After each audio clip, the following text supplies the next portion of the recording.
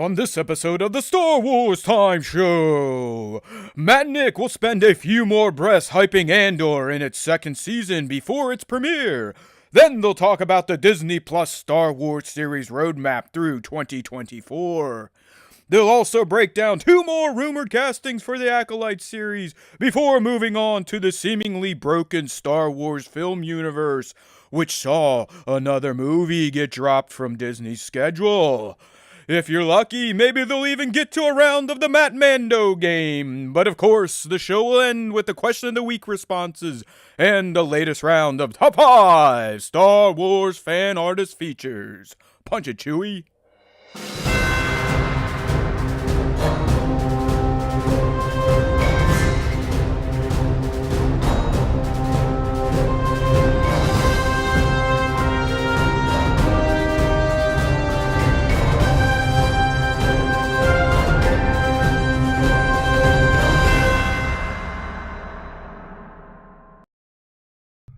Hey now, everybody! Wake up! It's Andor week.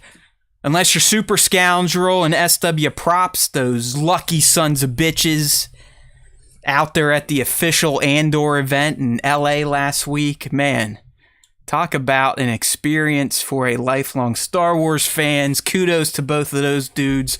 Looking fresh, taking the maximum Uber ride to the event, Nick. I think it was at Chinese Man's Theater. They walked the red carpet. They had their suits. They had their swag. It must be nice to work at Cameo. So, yeah, hey now, welcome everybody. We are here for the Star Wars Time Show, and yes, we have some Star Wars stuff to talk about, but not as much as last week because, D23 kind of gave us a load to shoot into your faces. But that doesn't happen every weekend, so we're back to kind of fumbling, bumbling, and figuring out something to talk about before the debut of Andor's 3-episode premiere, which is going down tomorrow. If you're on the live, if you're listening to the recording, it's already out. So, yeah, exciting stuff in the world of Star Wars fans. It looks like the review embargo for Andor popped, I'd say, around 11 or noon today, Eastern Time. I haven't read any, right, Nick? You know the rule here. We don't read reviews because we like to form our own opinions without anyone kind of setting the stage. But I am not opposed to reading titles like most humans do with anything these days, right? We only read titles. Fuck the substance. It's all about that clickbait. But from what I can gather, and this is also coming from our field reporters, SW Prop and Scoundrels, it's pretty much what Tony is telling us. But if you've been following along, he's been telling us it's not really a show for Star Wars fans, okay? It's very un-Star Wars. It's a spy thriller. It's gritty. I think Justin said the world feels lived in. It's a slow roll, these first 3 episodes. This is the type of stuff I'm hearing. Slow burning, but interesting. Gritty, but it takes a while for things to develop. Are these things that Star Wars fans can handle, Nick? I don't know. What say you? I mean, are certain... is the... I guess we'll call them the special faction of Star Wars fans. What do you think their reaction is going to be come midday tomorrow or Wednesday evening?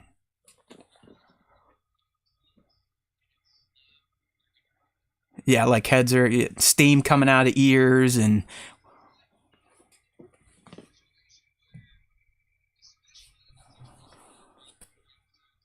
row. And it's like close to 3 hours of content. I mean, we're assuming that each episode's probably going to be around 40 minutes long. So we have confirmation on the runtimes, Nick. I'm glad you brought that up. They leaked last week. Okay. For the first 3 episodes, my friends, you're looking at a total of 114 minutes to consume. And Nick, what would you average? What would you estimate for recaps? Maybe 4 to 5 minutes, 4 to 6 minutes. Between the 3 episodes, so you're probably going to get about 110, 108 minutes of content, with episode 4 clocking in at 47 minutes. The other are all 40 or below, I believe. Yeah, I was gonna say. So yeah, around like 30-ish minutes per episode, 35 per episode. After that 47-minute long opening. Yeah, I feel like if you put out that much content and it is like a slow burn through all 3 episodes, people may start to get impatient. I mean, we see that happening already with other properties. People don't tend to, like slower burns or like things that take a little bit more time to ramp up. I kind of said this before we went live. I'm feeling, while I still enjoy it, okay, this isn't, don't start throwing stuff at me. I'm not Elon Musk. I still enjoy Rings of Power, but I do feel like, what are we, 4 or 5 episodes in, that it just feels like we're still kicking the tires on all the irons that have been put into the fire. And last week I made a comment. I didn't probably use the right phrase. I was like, I want some action to take place, and I wasn't talking literal like bang bang stab stab arrow arrow.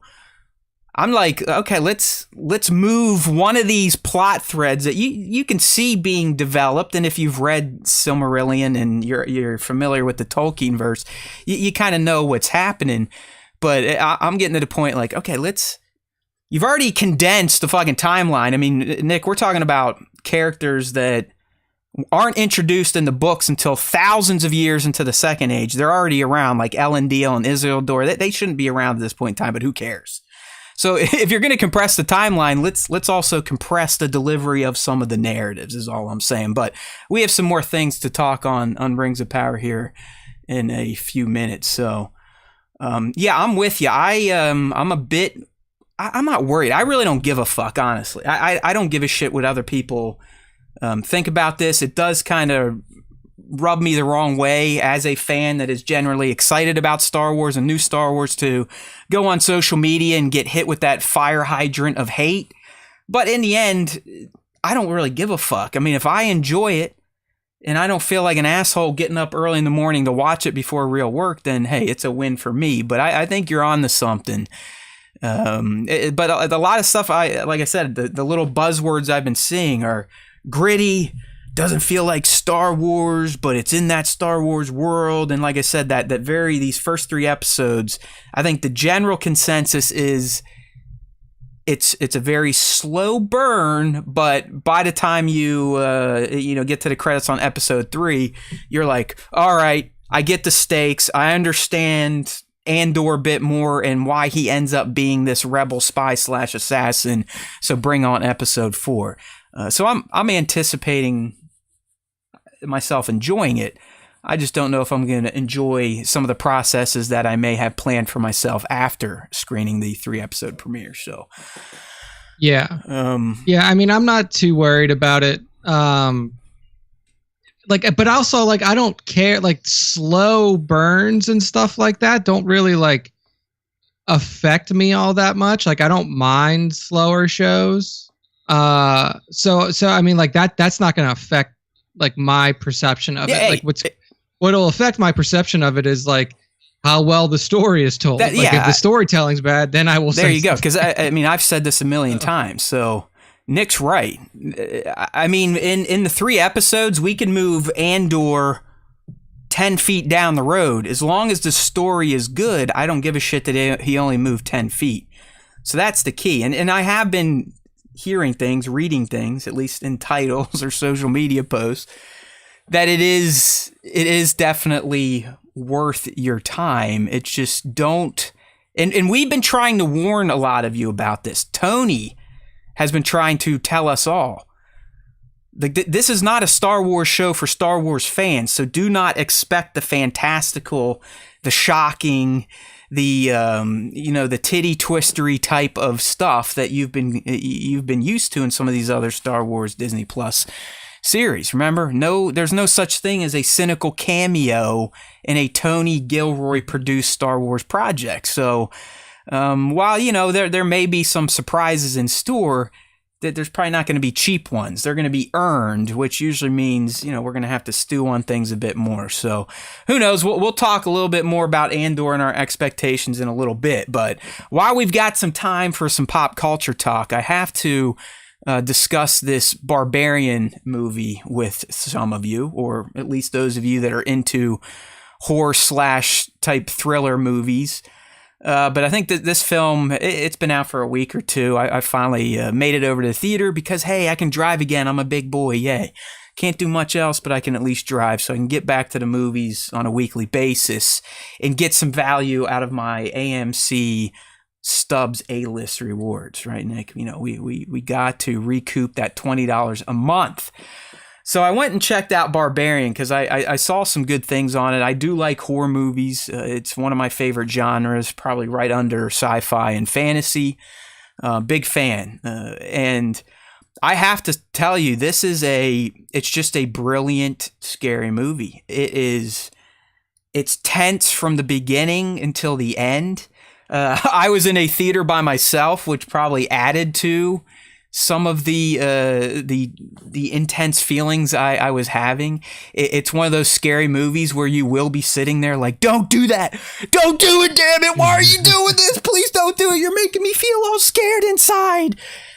So it really pays off on, you know, what a scary movie is supposed to do. You're constantly, you know, looking for what's around the corner, what's in the light when there's shadow. And it delivers its narrative, Nick, in a very unique way where it kind of bounces around time, but not through the lens of the same characters. All right. I don't want to. Gotcha. I don't want to go too deep into it without spoiling, but there is a bit of a twist, and it's just all around fantastic movies if you're into scary flicks. So if you've been looking for something to catch, I know there's some movies hitting this week that may be of interest. That Don't Worry, Darling has you know generated some headlines with what's her name, Olivia Wilde and Home Slice and Harry and all that shit.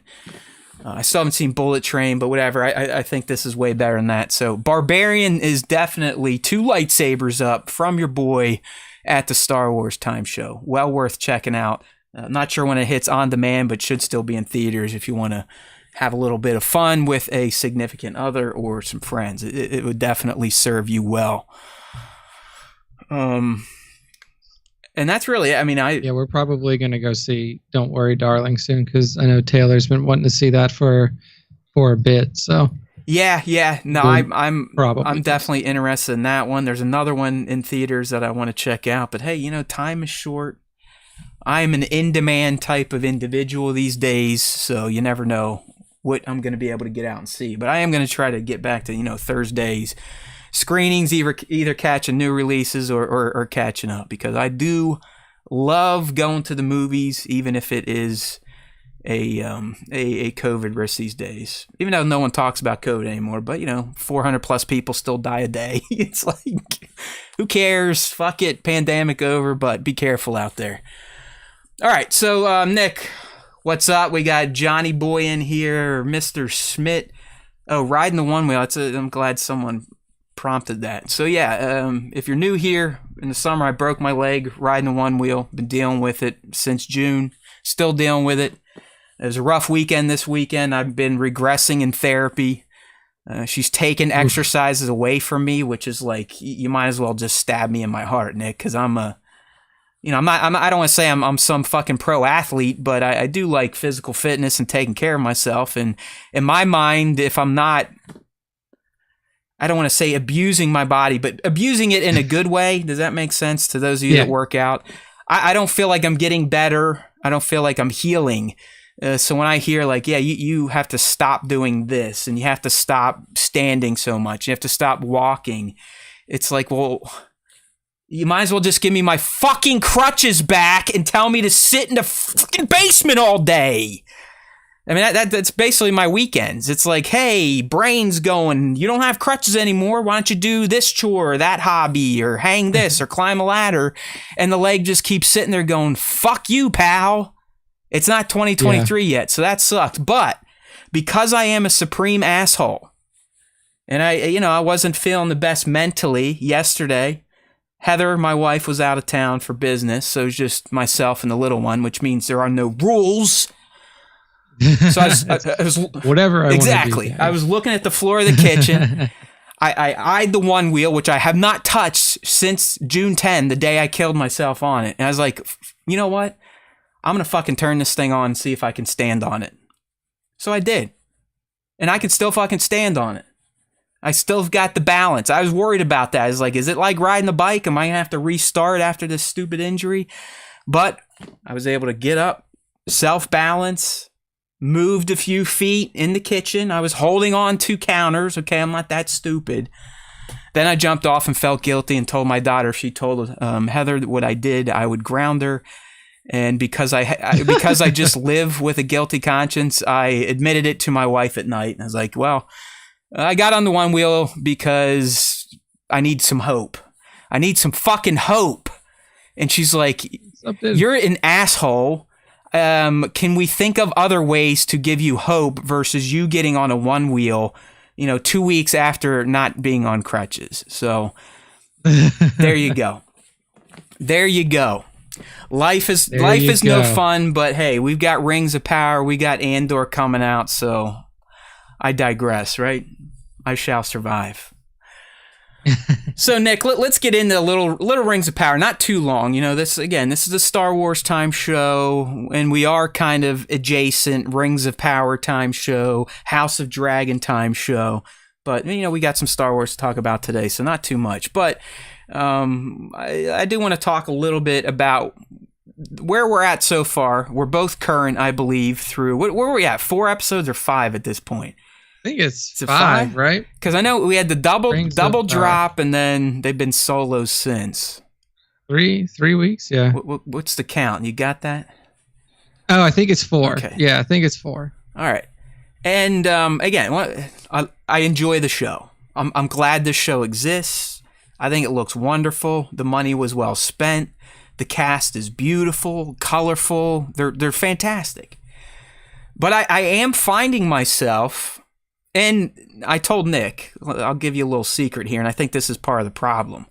I think I need to pick a new day to watch Rings of Power. It's kind of a weekend show, my friends, and on the weekend, your boy here might have himself a couple beers, a couple toots. So come 7, 8 o'clock, I might be a little drowsy, if you will, to watch a show like Rings of Power, which I will say it is very well done, but it is like Andor is being kind of described. Rings of Power is a motherfucking slow burn and a half. Like, they are taking their time establishing the characters, the main players, the main factions, which is appreciated. This is the Tolkien verse. It is massive. But it is. I am finding myself at times, Nick, especially during some of the just pure dialogue scenes. Galadriel and Halbrand, and Elrond and Durin, or Elrond and his wife, or Galadriel and what's her name, Miriam or Muriel. It's just like sometimes Muriel, yeah. And the way they talk, they do kind of have that Middle Earth dialect where it's. It can lull you to sleep, especially if you had a beer or two. Sometimes the eyes close a little bit. So like I said, that's on me and just picking the wrong time and day to watch it. But I am kind of feeling like, all right, let's move something into the forefront, because right now you got the Galadriel thing, you've got the Southern men with Androdeer and his woman thing, and the orcs and what's going on there. Yeah, you've got the Numenorians now. They came in episode 3. You got the Harfoots, who were completely absent from episode 4. And it's starting to feel like, all right, we're really broadening the scope, but I feel like we're missing a little bit of focus. What say you? I fucking love the show. I love everything about it. I probably wouldn't change it at all, knowing how long the series is supposed to be, and how realistically few big events that there are probably going to be covered in this. Because there's a lot that happens in the Second Age. Bro, Nick kind of had a very nice breakdown of his thoughts yesterday in our Slack. I was like, you know what? I need to go back and study the Second Age again. So I've got some times and events, thanks to your reminder, but I've got it all laid out now. And it feels like the timeline is 100% condensed because, like I said, Elendil shouldn't even be around till like 3500 in the Second Age. Sauron shows up in the Second Age about 500. About 1500 is when he infiltrates the elves and Celebrimbor and all that shit. So like, go ahead. There are some major things that aren't even being teased yet. Yeah, that's not even being teased yet. But here's the thing: is like, what would you would consider like big events? Like, you know, the first thing that needs to happen before you even get anything started is the rings need to be forged, which we're not even close to yet, realistically. The forge itself is still being built, but it's still being built. Hey, did you, real quick, before you keep with your breakdown, how much time do you think passed from when Elrond was sent to talk to the dwarves to the construction on the kiln or whatever the fuck it is that Celebrimbor is building in Aragon? Yeah, I mean, years? When we first saw... Oh, at least 20 years. You don't get that at all from the show, though. Like you... Yeah, and that's one thing that I wanted to bring up is like when you're dealing specifically with the characters that we're dealing with in like most of the show, it's hard to show progression of time because everybody has extended life. Like 20 years to an elf, like we saw it when he was interacting with Durin in in Moria. Like he goes there and he's like, oh, well, I haven't seen you in 50 years, like I've gotten married, I've had kids and all this shit has happened. And like Elrond's like, you have to understand, like I am an immortal being and like time literally means nothing to me. Like 50 years to you is, I mean, even for a dwarf, 50 years is only probably 1/6 of their life. But like for Elrond, that's nothing.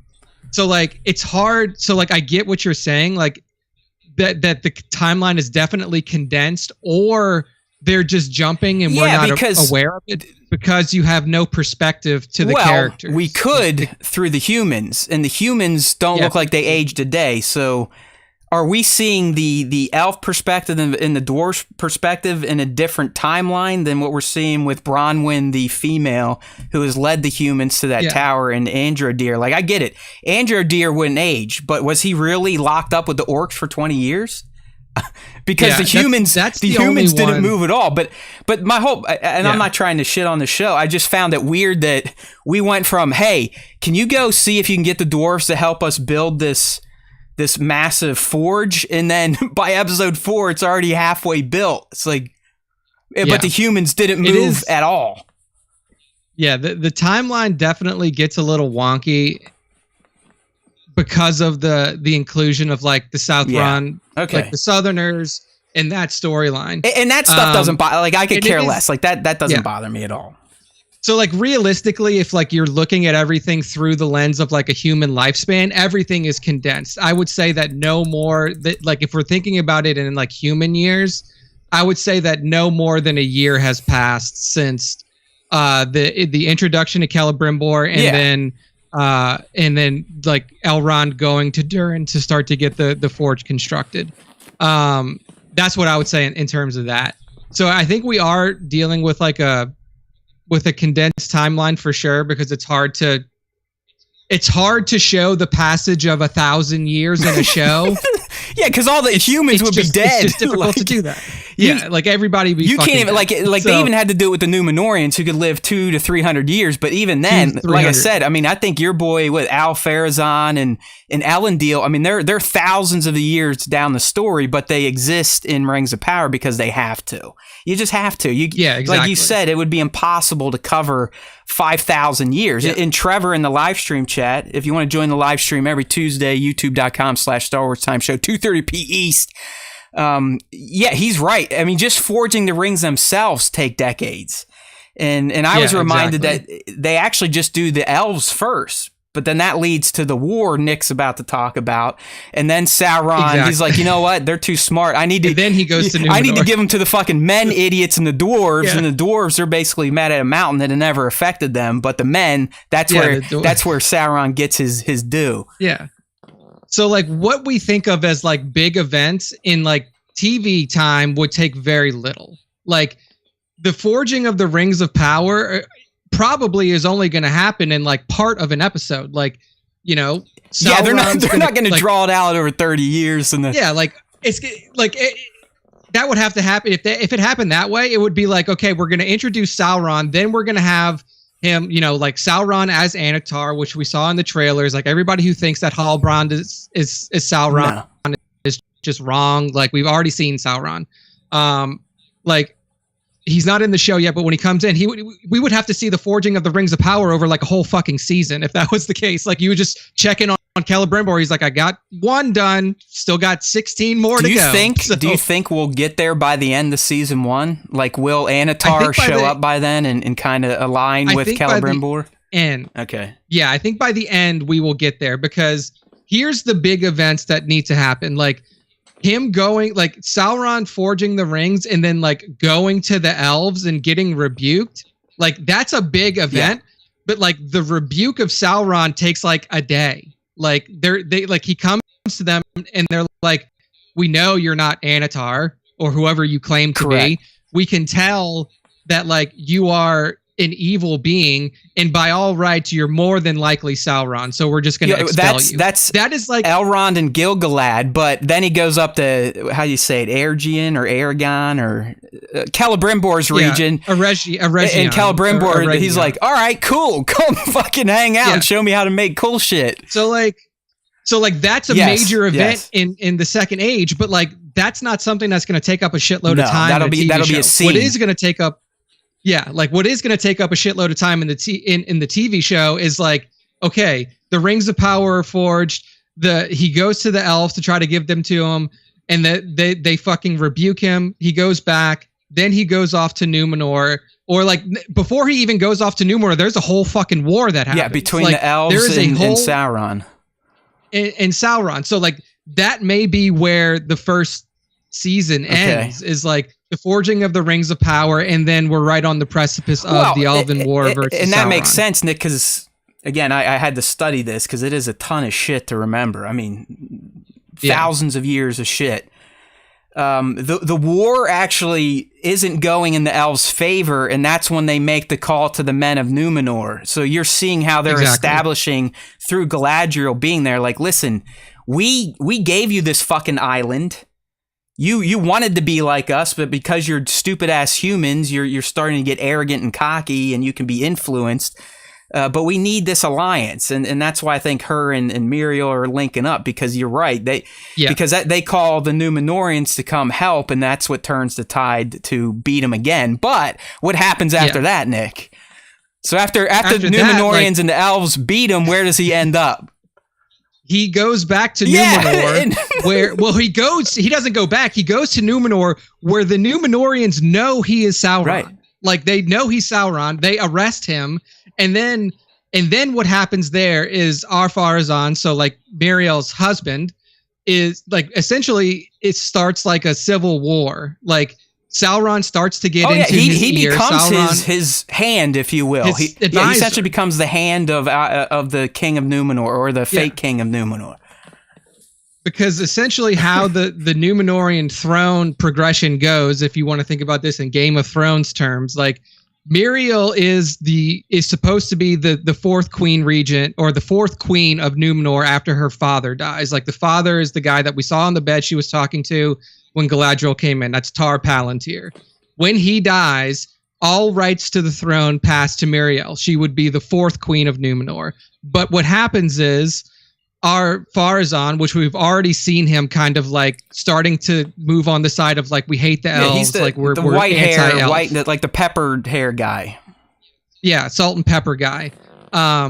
He essentially, like, once Sauron gets there and Sauron starts to get into his ear and influence him, he splits from his wife and basically starts like a mini civil war in Numenor, where he overthrows Miriel, takes control of spoilers, of by the way, but this content's like 70 years old, so I mean, or 50 years old, but and then also, like, we don't know if this is exactly how it's going to go down. Like, this is all according to the way that Tolkien wrote it. Like, this is how he wrote it back then. So we don't know if this is how it's going to happen in the show.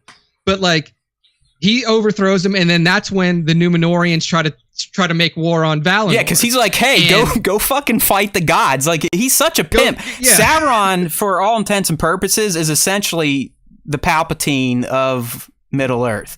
Like, he plays an extreme, like, we're talking 10,000 plus years or ages, 3 ages worth of a long game, and still fails. But yeah, I mean, he's fantastic. Yeah. He convinces the best of the humans to destroy themselves by, like, yeah, go fight the gods. He's like, yeah, just go fucking fight the gods and angels. They're holding you back.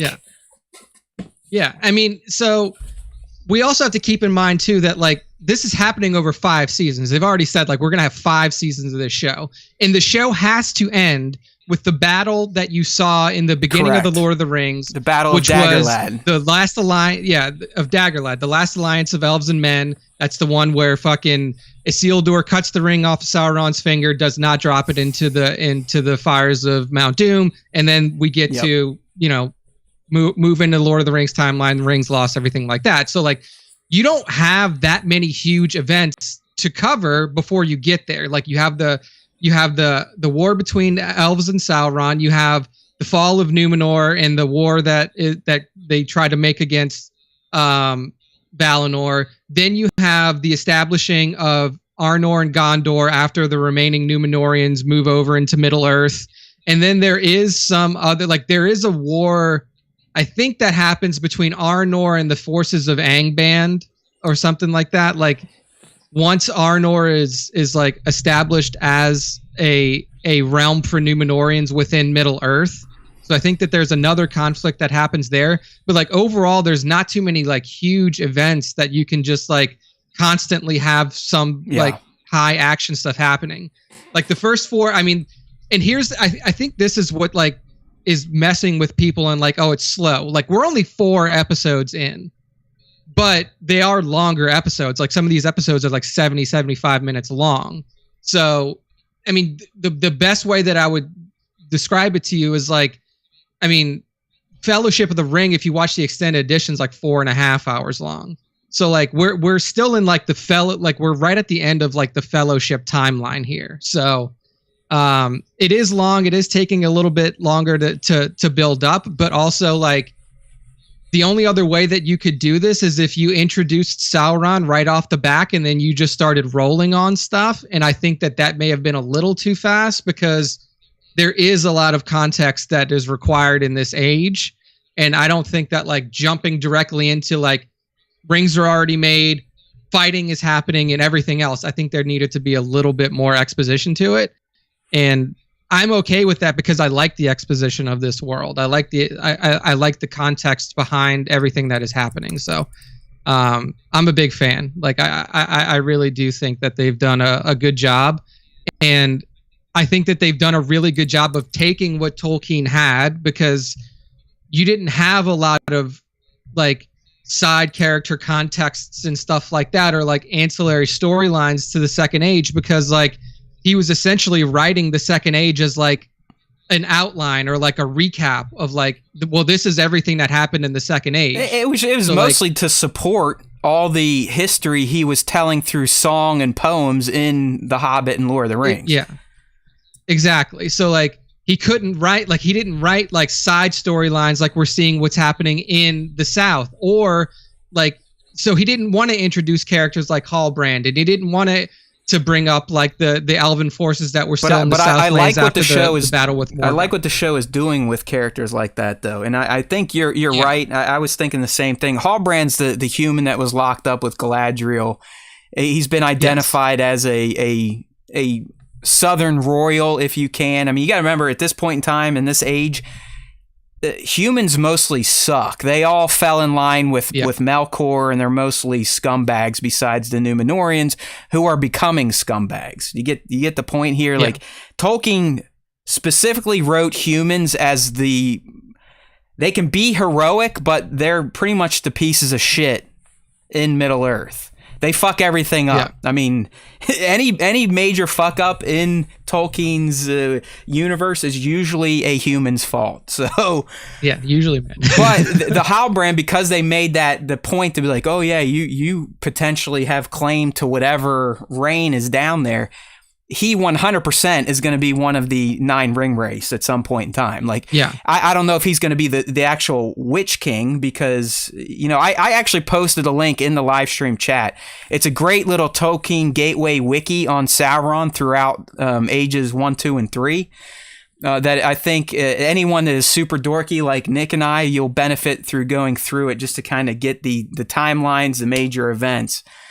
But at some point, he gives, I think, 3 rings to Númenórean men, like 2 to Southern kings, and then 5 to just other rulers of men. But 1 becomes the Witch King of what, Angmar or whatever, like Angmar, his main yeah. lieutenant. And Nick and I were not sure if that's Hallbrand. It would make sense considering they're making such a big deal about his lineage. But yeah, so Yeah. one last thing before we move into some Star Wars. Who is the, you know, kind of the white-looking, zombified Andor elf that the orcs are calling father? Is this Sauron Yeah, in that's a decrepit form, or is this a lieutenant of his? Because he seems to command respect amongst the southern orcs, and he seems to be the one kind of building. You know, we're watching them build Mordor, by the way. Like that's them building Mordor, Barad-dûr, you know, eventually the Black Gate. That's what they're doing with the elves and the humans they've conscripted. So, Nick, who do you think he is? Is he going to turn it? Is he going to put the fair form on and become Anatar? Or is this guy that I think, where are they calling him? Ardor, which is father. What say you?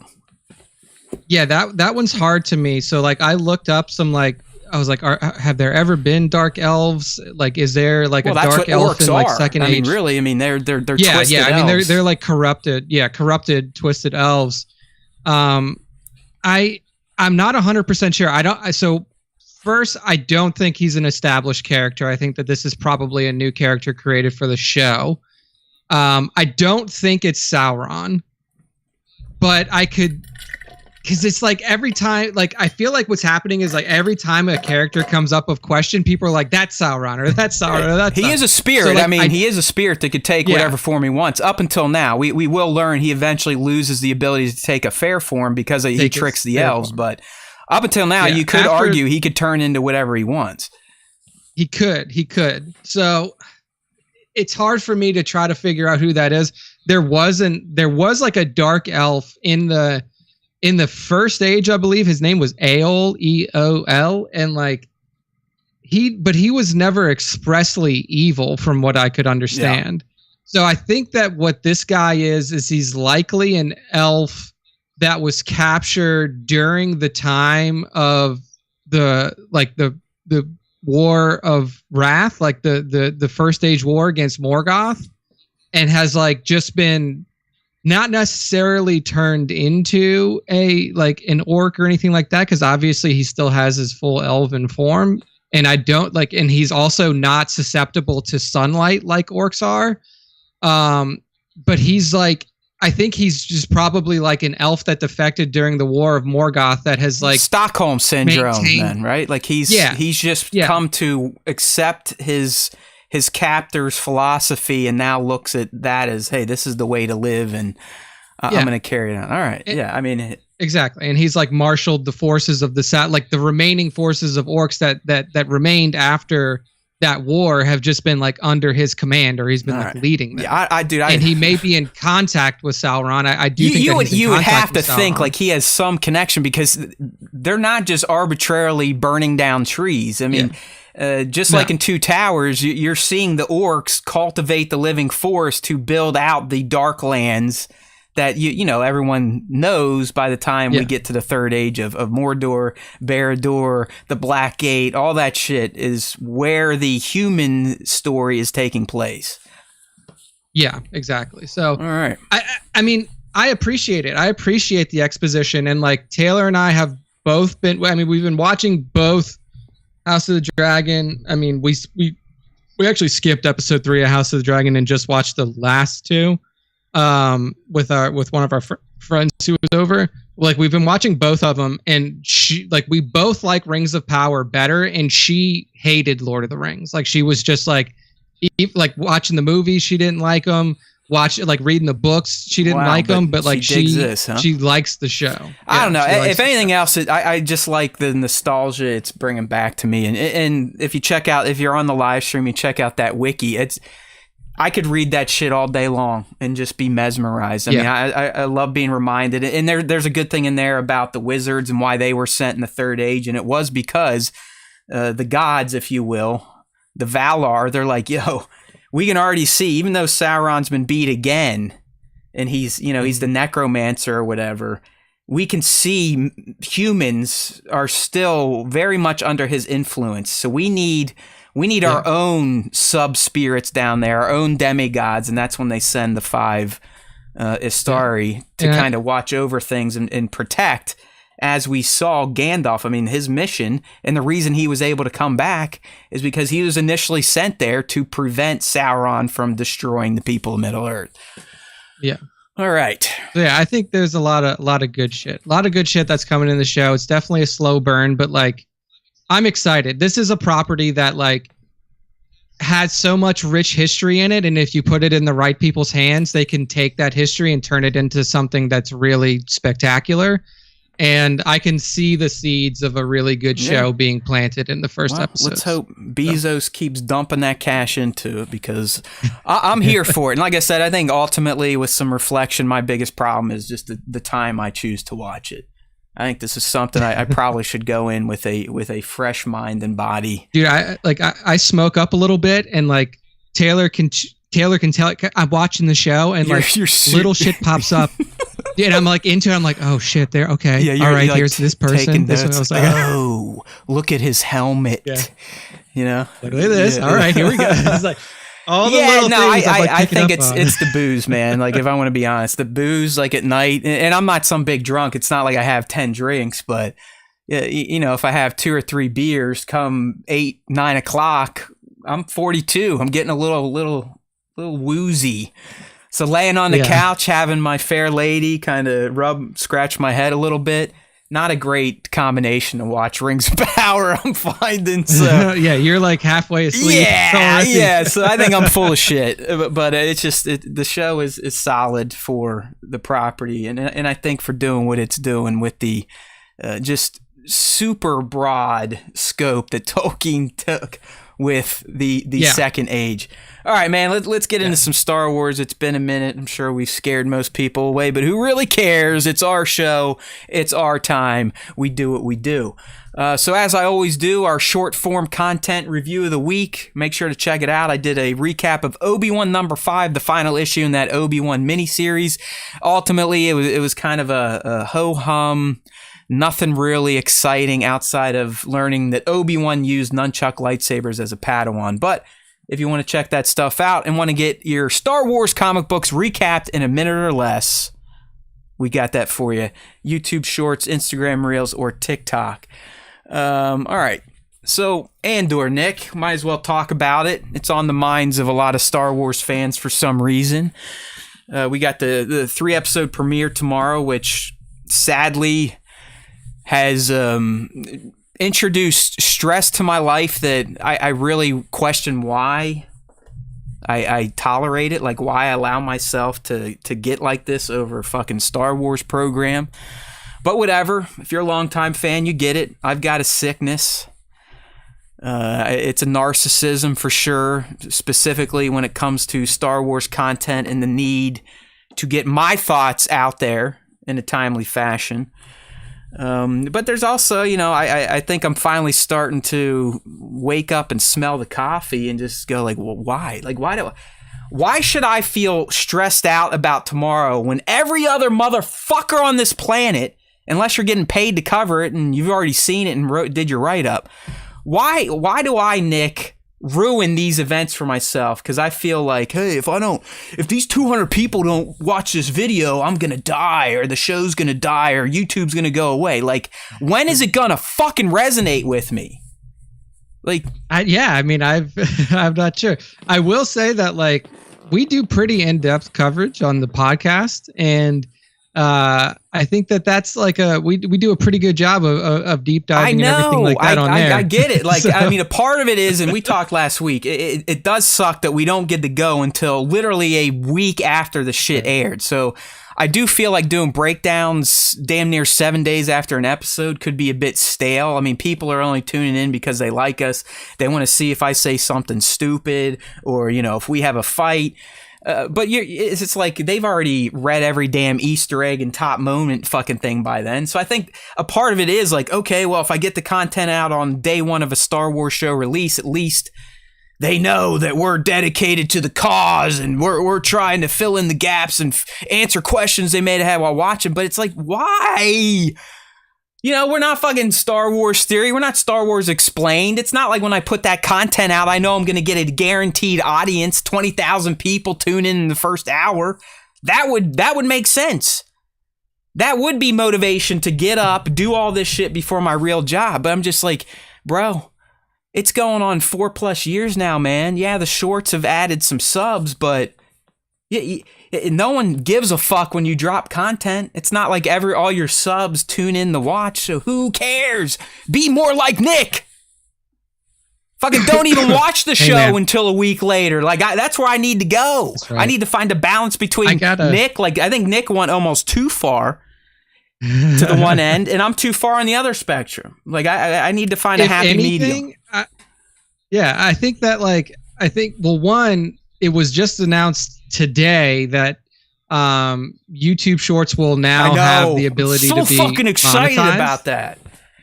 So if anything, what I would do is just like the 1 minute recaps of each episode. I think that would be sufficient. Yeah. No, that I mean, dude, that's a good middle ground. Like I've been saying, I've been literally, even today, it's been very intense thinking like, okay, so what is my actual plan tomorrow? Because Nick's right. Like, yeah, no, like what do I do? I know I'm going to get more eyes and I'm going to get more subs if I make short form content. But until that monetization and watch time kicks in, we need to get some more long form videos out there because there's not a lot of people that sit around and watch a 3-hour podcast. So the only reason we can't monetize, Nick, is because of watch hours. It's not audience anymore. We have it. So that shorts thing should help. And I do. I think I have to find a happy medium between maybe one long video a week and a short. We do have the ability now to take a long form video and directly create a short from it that will link to the long video. So I think at least for YouTube, that's a great answer. Now for Reels and TikTok, I don't know. Like I said, it's a problem I create for myself. Thank you, Props. Thank you, Devin. I wish 20,000 other people felt that way, but they don't. So I can only react to how people react to us, and there's almost zero reaction. So I'm just bitching. You know, this is a mental problem that I almost need therapy for, I think. It's like life will continue tomorrow if I don't do breakdowns of all 3 fucking episodes of Andor. It really will. I know it will. But yeah, like 99.9% convincing sure. this little fucker that sits in my brain and drives it, that's the problem. You know what I mean? So whatever. There'll be something out there. You can bank on that because I know I'm not going to be able to sleep because I am excited. But like, going back full circle, it's like, wow, I just want to be able to enjoy Star Wars and not feel like I got to do some fucking labor. And that's my problem. That's no one else's. So there you go. Anyways, let's talk about it. Before we get into Tony talking about season 2, Nick, we did our things we want to see, characters we want to see. So we've kind of tapped out special topics on Andor. So I just wanted to leave it simple. What are you hoping to feel or experience by the end of episode 3 when you do get around to watching it? Because we know young Nick will definitely not tune in tomorrow. Yeah, no, almost surely not going to watch him tomorrow. I may watch like someone one hack tomorrow, into his Disney Plus and change the titles to Rings of Power, and then he'll be like, "Oh, sweet." Yeah, then I'll watch it. Yeah, I'll watch it right away. So what do I want to feel? What do I want to feel? That's actually a really good question. I want to feel by the end of episode 3. I guess the best way to put it is I want to feel invested. Good. That's good. and I want to feel different. I want to feel like this is a different type of Star Wars show, because I don't think that that's a bad thing. I think that of the Star Wars shows that we've gotten a very similar feel to them. I mean, we already know, especially within the Mandoverse, that like Book of Boba and Mando are gonna feel pretty similar. Same, yeah. You know, and even with the animated shows, like Bad Batch feels pretty similar to what we got in Clone Wars and Rebels, which is fine. So I want this show that has been marketed as like the antithesis, like the exact opposite of everything you've ever not Star seen Wars or show. heard about in Star Wars. Yeah, like so I want to feel the difference, but I also want to be able to watch it and be like, hey man, this is a good Star Wars show that's like a spy thriller, because that's essentially like I want to be able to feel what he was going for at the end of the third episode. Like I don't want to watch the end of the third episode and be like, I can see that this is a spy thriller, but I don't see how this is even remotely a Star Wars show. That would be the opposite of what I want to feel. Is this something you are planning or hope to do with Taylor? Do you think this is a Star Wars show that you could couple up, or are you just going to take it on the chin? Maybe. I mean, she's been pretty against watching any Star Wars content with me, even though that, like, you know, she genuinely enjoyed the movies that we watched. She enjoyed, you know, the Star Wars content that we've been to. Like, she enjoys going to Galaxy's Edge and stuff like that. So more than likely I'm going to watch it by myself. I would love to watch it with her, but she just doesn't want to do it. And so, probably going to be just me. I'll present it to her as something that we could watch together, kind of like I presented to her that you know, we could watch Rings of Power together, and she's enjoying that. There you go. So we'll Nick's what he's saying is he's working on an elevator pitch. To yeah. She just peeked her head in the door and gave me a dirty look. Like quit mentioning my name, you cocksucker, on that weirdo Star Wars show. Oh, I love it. All right, so we'll see. Justin, he wants you two weren't in here when I was talking about your little fucking party you guys had last week for the official Andor screening in Hollywood. So again, kudos to you. I'm jealous but happy for you two longtime fans to get that opportunity. But Justin's asking, how do I want to feel after episode 3? Well, I honestly think Nick said it the best. I'm obviously much more diehard than Nick. I'll be up probably 4 or 5 o'clock tomorrow. But I want to feel like Tony Gilroy wasn't lying to us. I want his arrogance to come through. I want it to be paid off, because as much as we kind of make fun of him, I think he acts the way he does for a reason, and he's confident in himself, and that usually isn't a bad thing. Like, there's a fine line of being confident and being arrogant, and I think Tony definitely crosses it here and there. But I do like what he's selling. I am someone, and, you know, go ahead, get your fucking eggs out. I'm not someone that's going to sit there and be like, Rogue One is the greatest Star Wars thing that's ever happened. I've enjoyed it. I appreciated it. The Vader hallway scene is titties. It makes me want to go play with myself.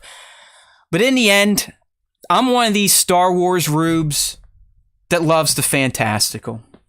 I like the magic. I like the legacy. I like the family shit outside of what they did to Rey. So while I'm excited for this Rogue One-ish series, I'm hoping that I still feel the Star Wars magic by the time I get through episode 3. I'm okay not having Jedi. I'm okay not having the big boys and girls show up. That's not what I'm saying.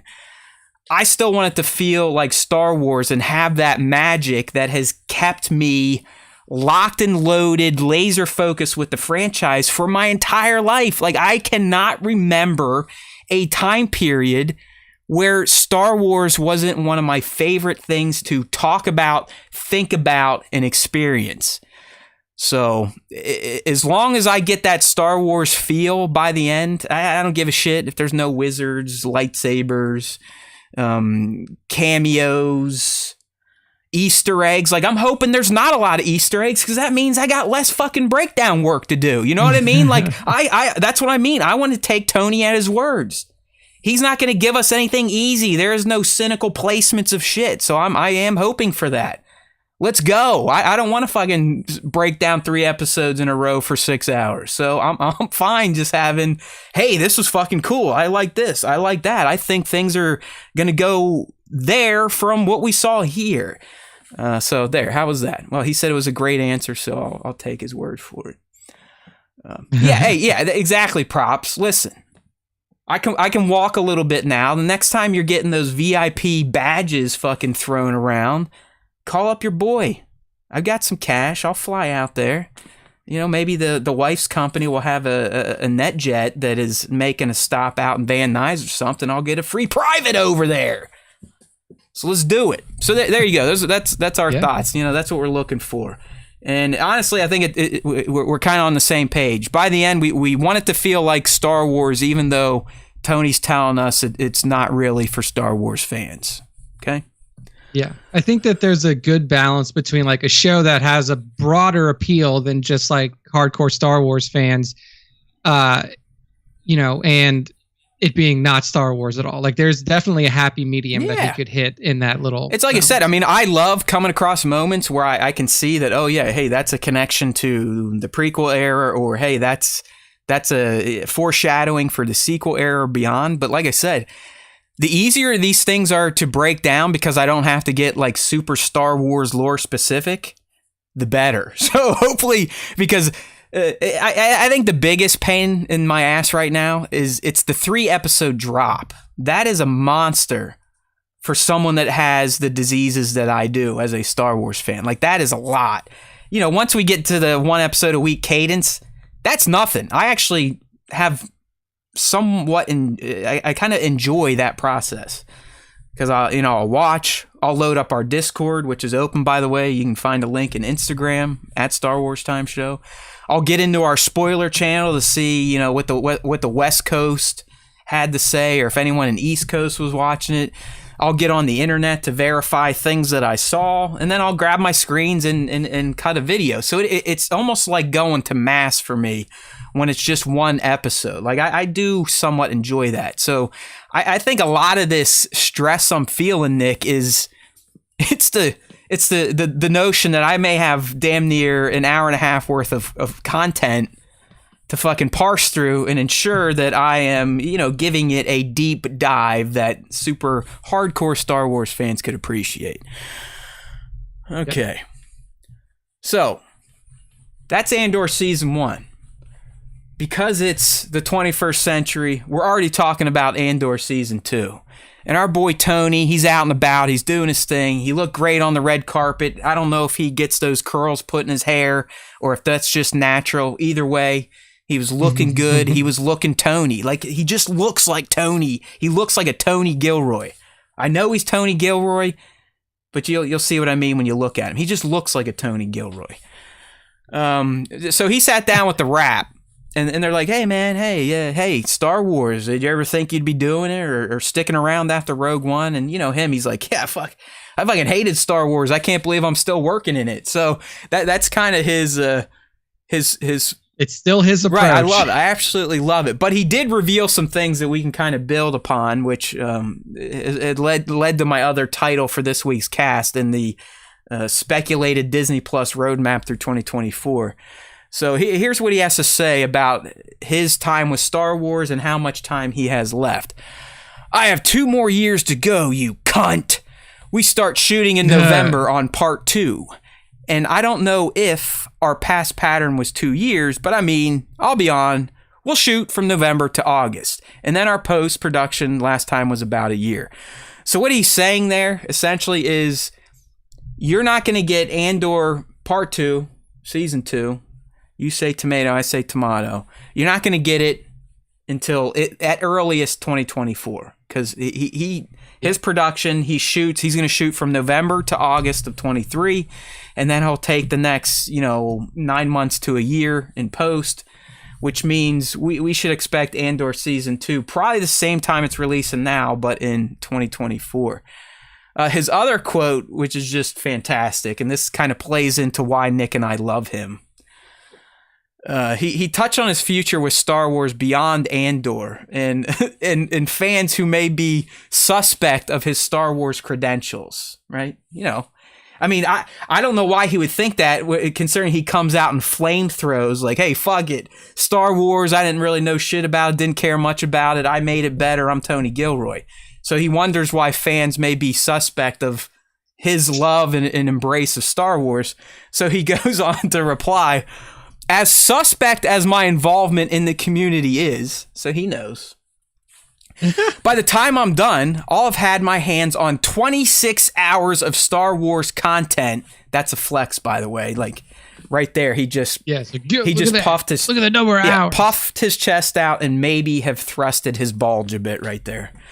I will be a player by the time we finish. This is me sticking around right now. I think that's the headline.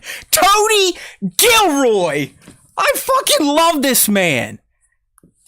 Process that, Nick. I mean, is that not the most arrogant, fucking backhanded Star Wars quote you've ever heard from a Star Wars creator? It is brilliant. Oh, yeah. It's also great when you juxtapose it to the fact that Tony Gilroy hadn't worked in 4 years before he got the Andor job. I just love it. I mean, he's like he pretty much says like, yo, I know the community thinks I'm a fucking joker because of stuff I've said. Yeah, because of my own words. But then he more or less says like, listen, cunt, I'm going to have 26 hours of Star Wars content. Who else can say that, bitch? He's like, I mean, he's pretty much saying George Lucas doesn't have shit on me. By the time I get done with Andor, I'll have my hands on more hours of Star Wars content than George fucking Lucas. I'm Tony Gilroy. George motherfucking Lucas. That's right. I love this man. Yeah, I mean, it's funny. Like that's the funniest thing to me is like, no matter what he does, he's just the best at it. But like, so do you think this is tongue in cheek at all, or is this a legitimate quote? Oh no, I think that he truly believes everything that he says about himself. Because it's funny because he don't you agree? He kind of puts it out there like, hey, I don't give a shit if Star Wars fans ever respect me. Yet here he's essentially saying to those dirty basement dweller fucks, by the time I'm done, I'm going to have 26 hours of Star Wars content. I will be a player by that time. He's saying, right? I'm going to be cool finally to you Star Wars fans. So deep down, Nick, he does want our love. Yeah, I mean, he's just angling at it from a very odd way. But yeah, I mean, like, look, like we've always said, like, I want the show to be good. I don't ever want any Star Wars content to be bad. Like, obviously, because once you have bad content, then shit starts to roll downhill. But like, it's just the way that he's gone about it. Like, you would think, like, if you didn't know anything about Tony Gilroy or there was no IMDb on the internet, like, you would think that this guy is like in demand from every corner of Hollywood. Like, everybody's trying to get at him. He has an Oscar in every. He has Emmys and Oscar in every category. Like, not just writing, directing, acting, technical achievement, you name it. Yeah.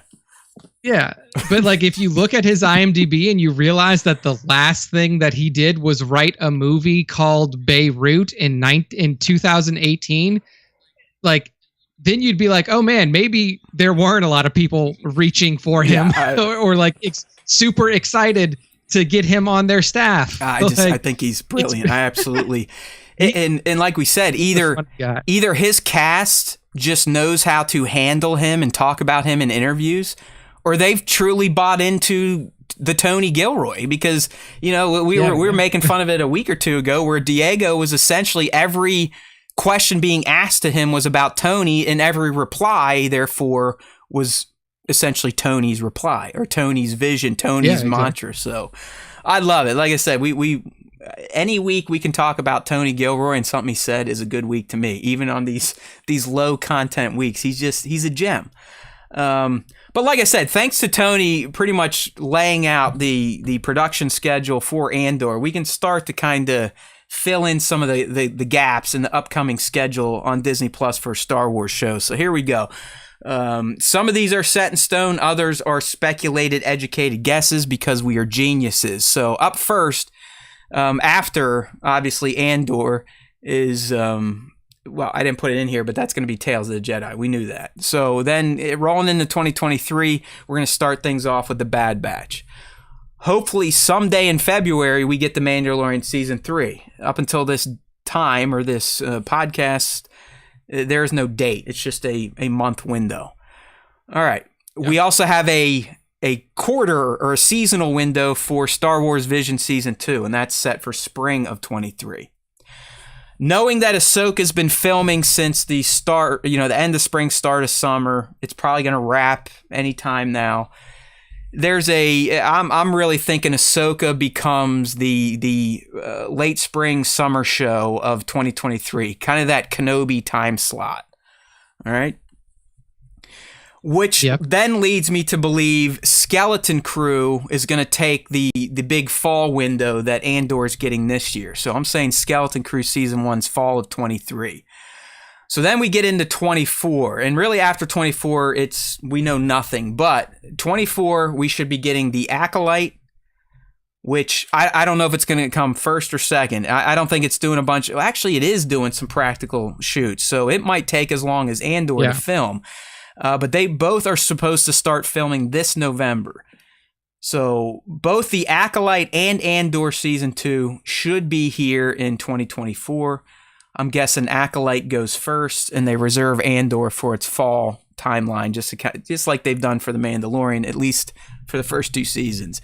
And then you should expect to get Mandalorian Season 4 at some point in 2024, because remember, we're not getting Season 3 until 2023. They'll probably start shooting Season 4 at some point in 2023 for a 2024 debut. So that's kind of a loose roadmap. Again, a lot of these are out there, have been spoken, but not given specific dates. So really just Bad Batch and Tales of the Jedi at this point are the only upcoming Star Wars series with specific release dates. Remember, Tales of the Jedi, I believe, was the 26th of October, and then BBS2, January 4, 2023. Okay.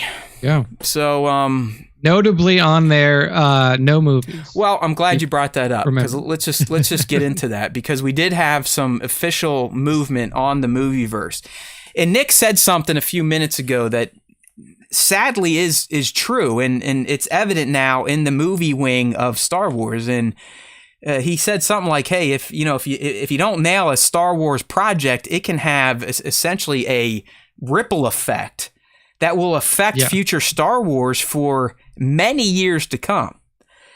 We have literally seen it happen. I mean, it's the TLJ effect is what we're going to talk about right now, because last week it was made official, not that this should have surprised anyone, but last week Disney finally officially removed Rogue Squadron from its 2023 lineup of movies. And that's it. I know a lot of the bigger sites ran it with some clickbait. Rogue Squadron finally canceled. Okay, whatever. It's not canceled yet. It just got removed from the schedule. No one came out and said we've scrapped it. You didn't hear any announcements like Warner Brothers did with the Batgirl movie. So all that happened last week was Rogue Squadron was taken off the list to debut in theaters in 2023, which, if you've been following along, duh.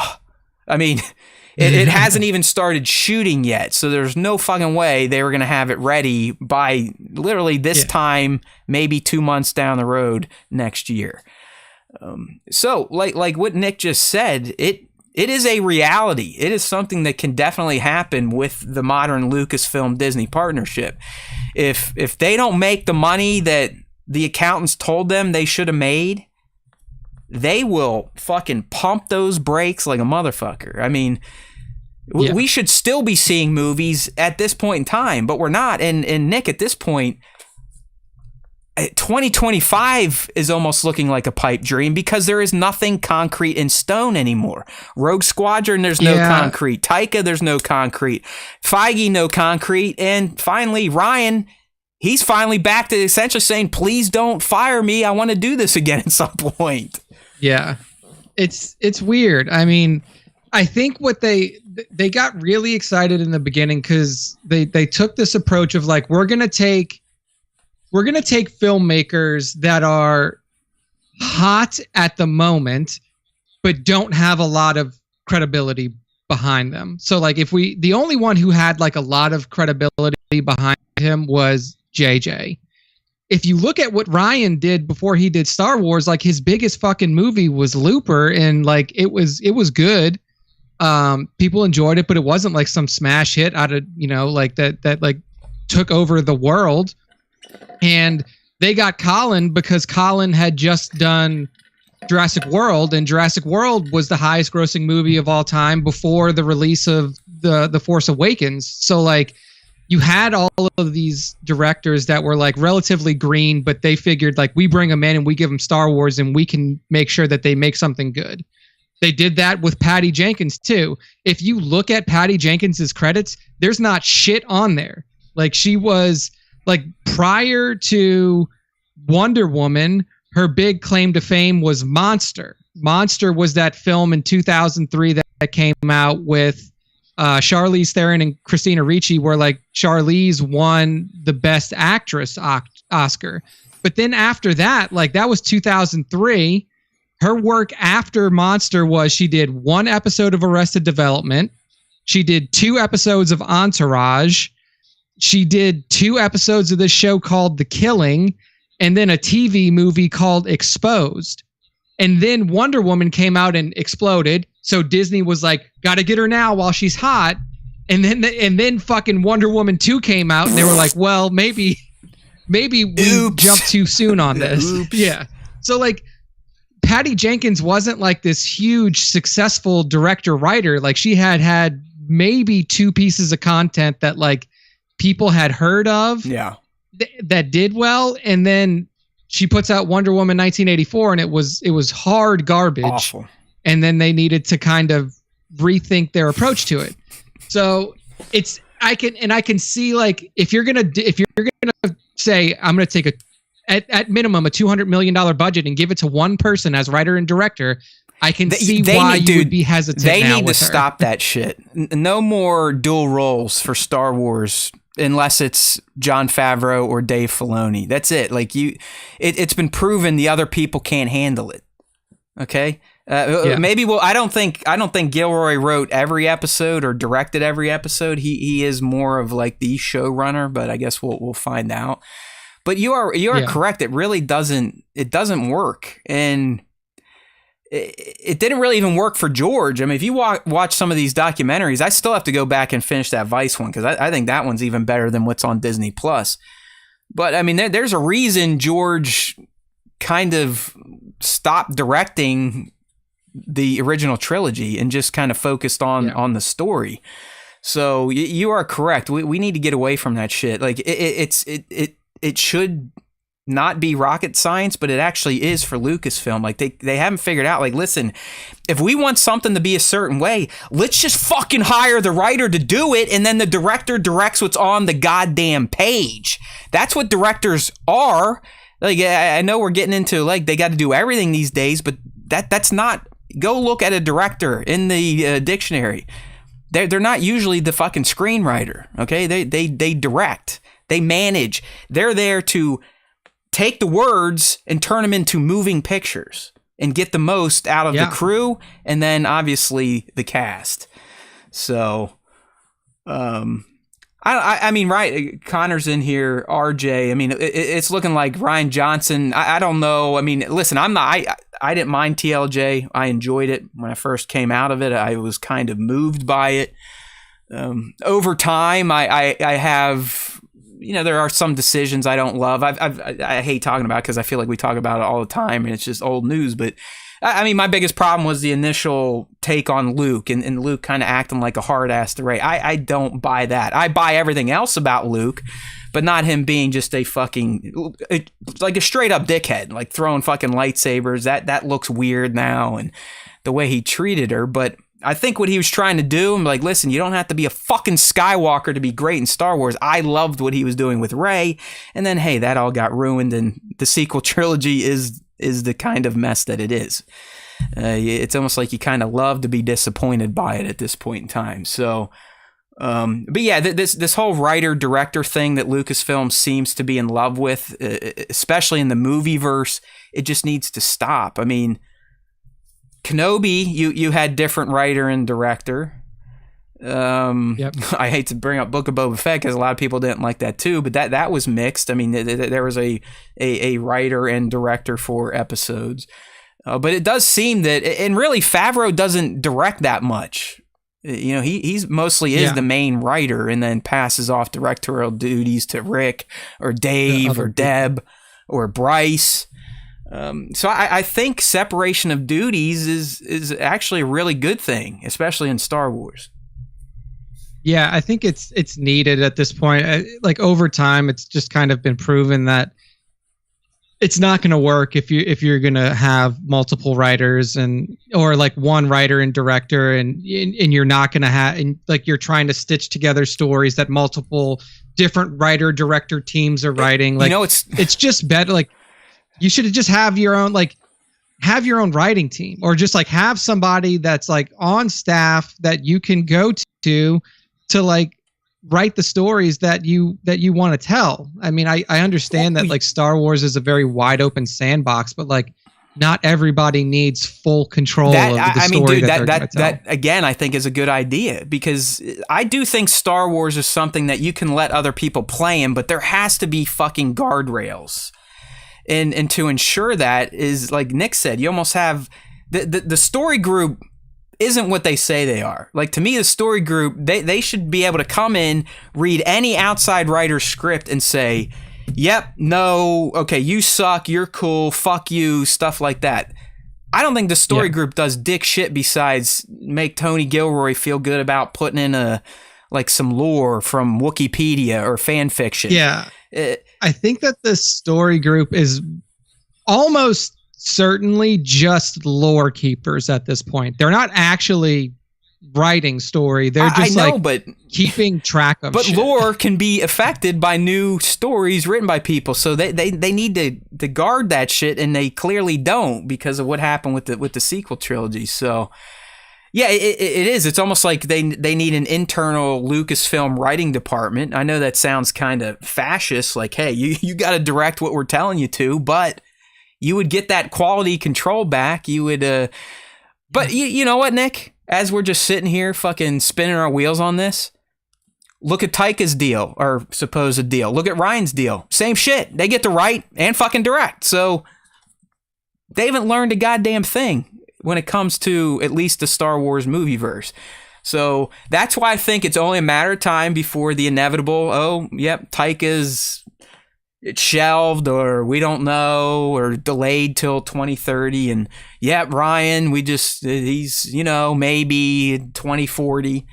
I don't know. I really am. And you're right. This isn't a surprise to me, but the fact that they are just now officially taking it out of business listings and out of their, this probably was in a fiscal plan at some point for Disney.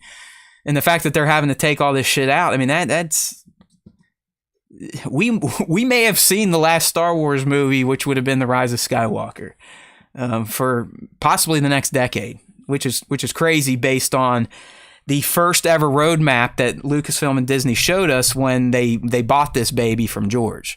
Because that was, we're doing the sequel trilogy, and in between each movie, we're doing Star Wars stories to start really fleshing out singular popular characters. And we got one of those, and then everything got blowed up. It was like 2017 into 2018. That was the death of the plan, and they have not recovered the movie side. How much do you think the success of the TV side is also playing a role in the delay of movies? Or do you think it's purely like they're just so scared about not making $1 billion again and offending cellar dwellers? Like, what do you think the big delay here is really? I really think that on the movie side, it's like, because usually, I mean, this is such a hard thing because there's not a lot of like units like this. There's not a lot of like companies that have like specific TV and film departments for one property. And like the only one that's even close to it is Marvel. And they seem to be fine churning out TV and movies still. Yeah. I think that the big thing that's preventing them from doing movie shit is like essentially their last 3 movies have just been hard shit on. Like, and like it's hard to bounce back after something like that, especially when you have like, you know, the brand is such like a fire starter online, right. And like you can't, like, at this point with Marvel, you can like put out a piece of middling content. Like, people didn't like Thor Love and Thunder, but are they fucking attacking everybody who is associated with it? Or are they saying that they're going to fucking burn down Taika Waititi's house? I mean, yeah, they had like a shit fit because they didn't think, what was the big thing with Thor? I forget. I didn't even see it, but like they just thought it was too funny, right? Yeah, like this was like a little like, too slapsticky. Yeah. Yeah.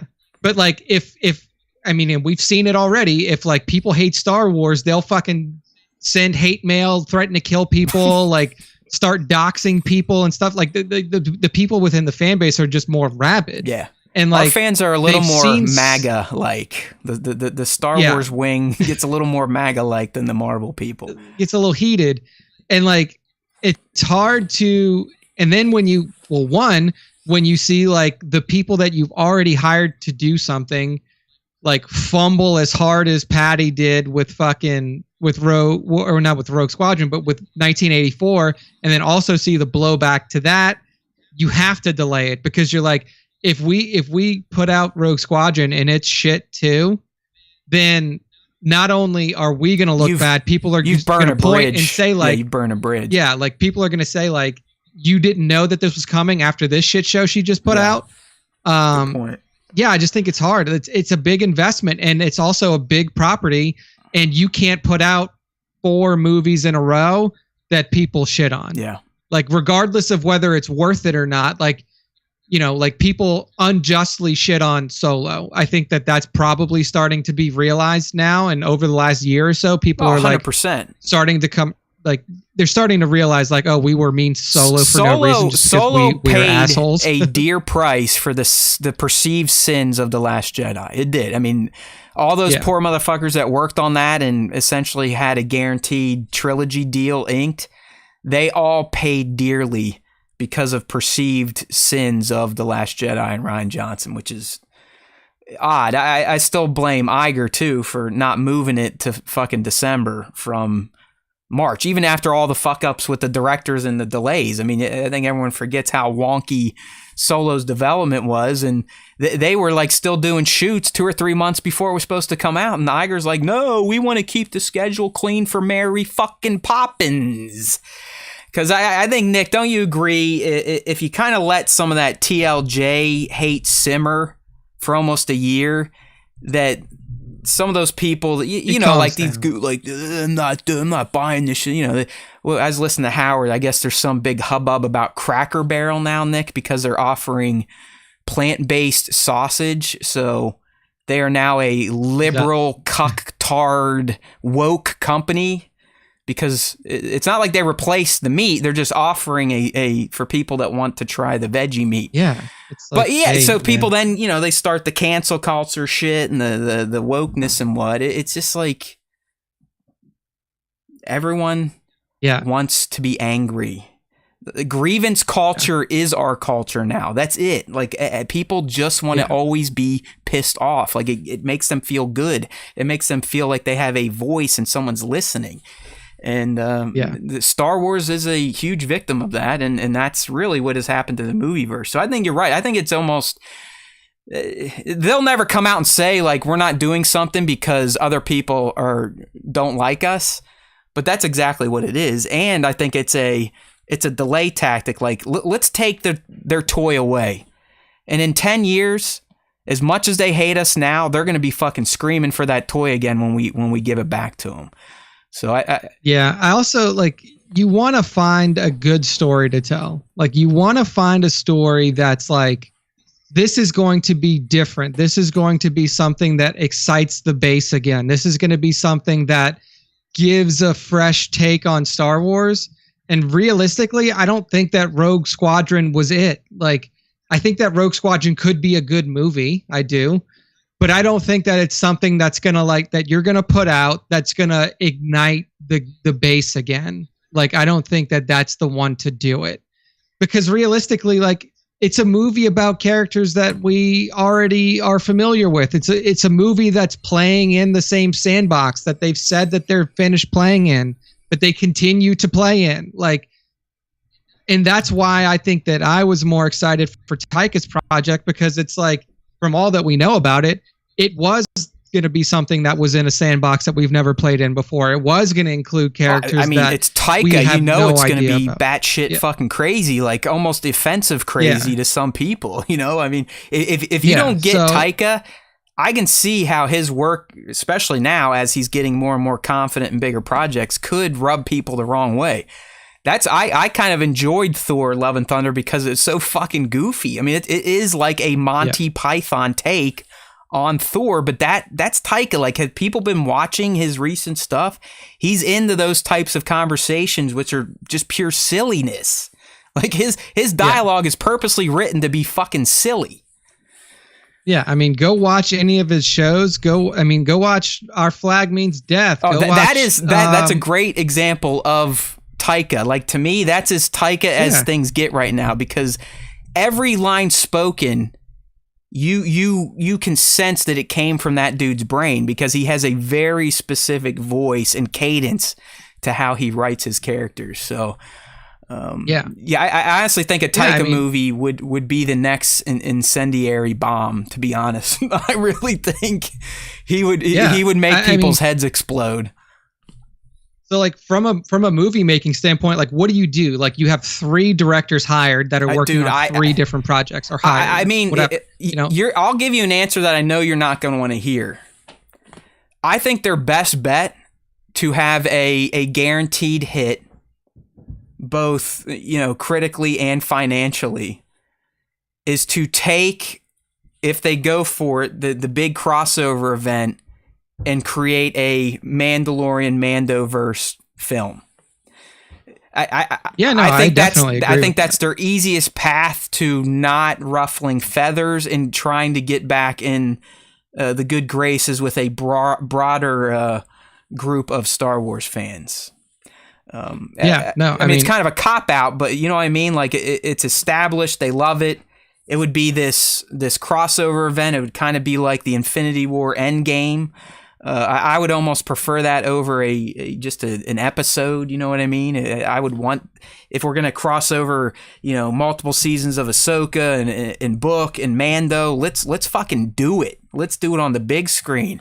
2.5 hour, 2+ hour event. So that's just again, and it's cheap. It's a cop out. It's pretty much the same thing Star Wars has been doing since its inception. Just let's give them exactly what they want. Skywalker saga, stuff tied to the Skywalker saga. So that's my answer to, at least it would almost be like a mea culpa, a cop out / mea culpa on Disney's part.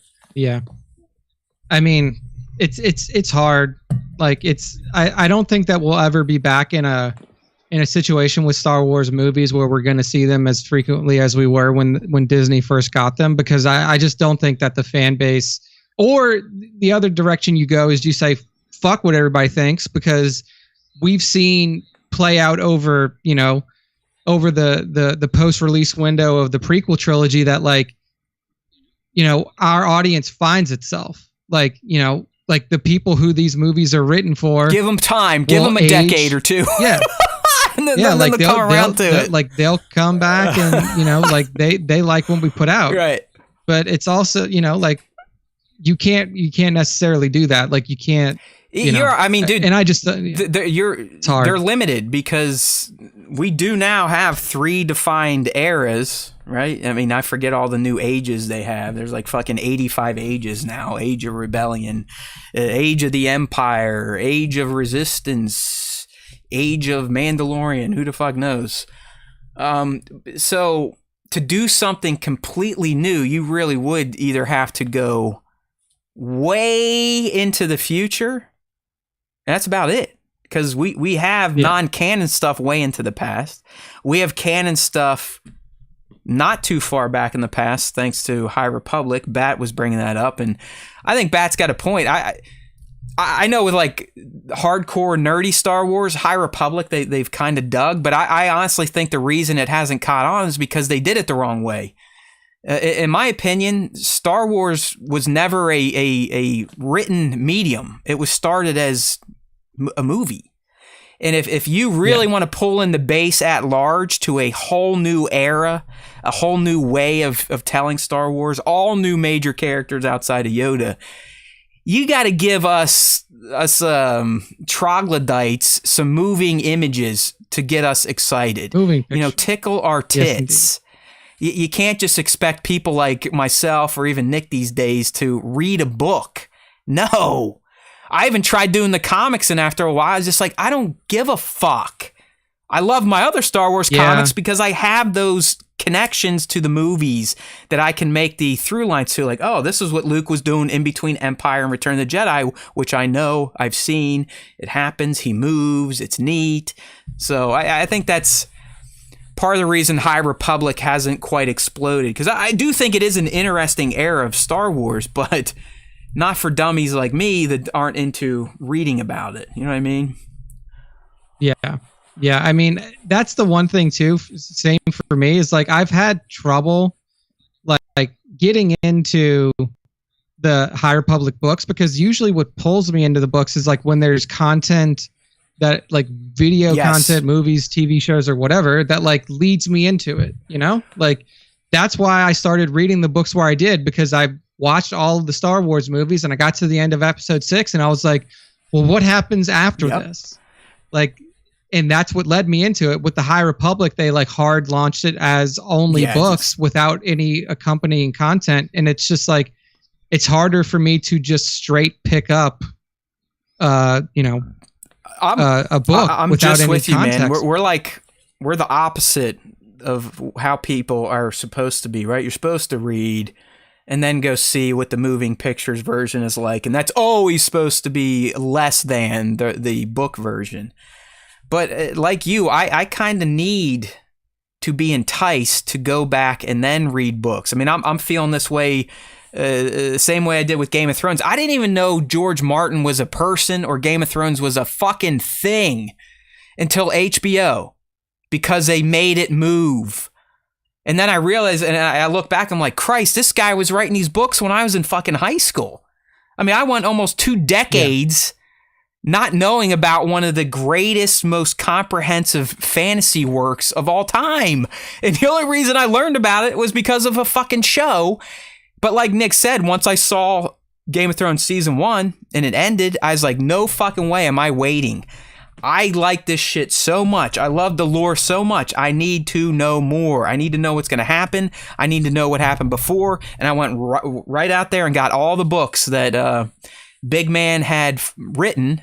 And I'm still waiting for 6 and 7 to actually see the real finish to a Game of Thrones, A Song of Ice and Fire. So I'm with you. And I do. I think we're right. In fact, I know we're right. That's why the High Republic has not blown up. You got to give people like us, people like our fans, some moving pictures. It's just, reading books is way too much to ask of a Star Wars fan. All right. So there you go. If you're waiting or getting excited for Star Wars movies, punch yourself right now. It ain't happening.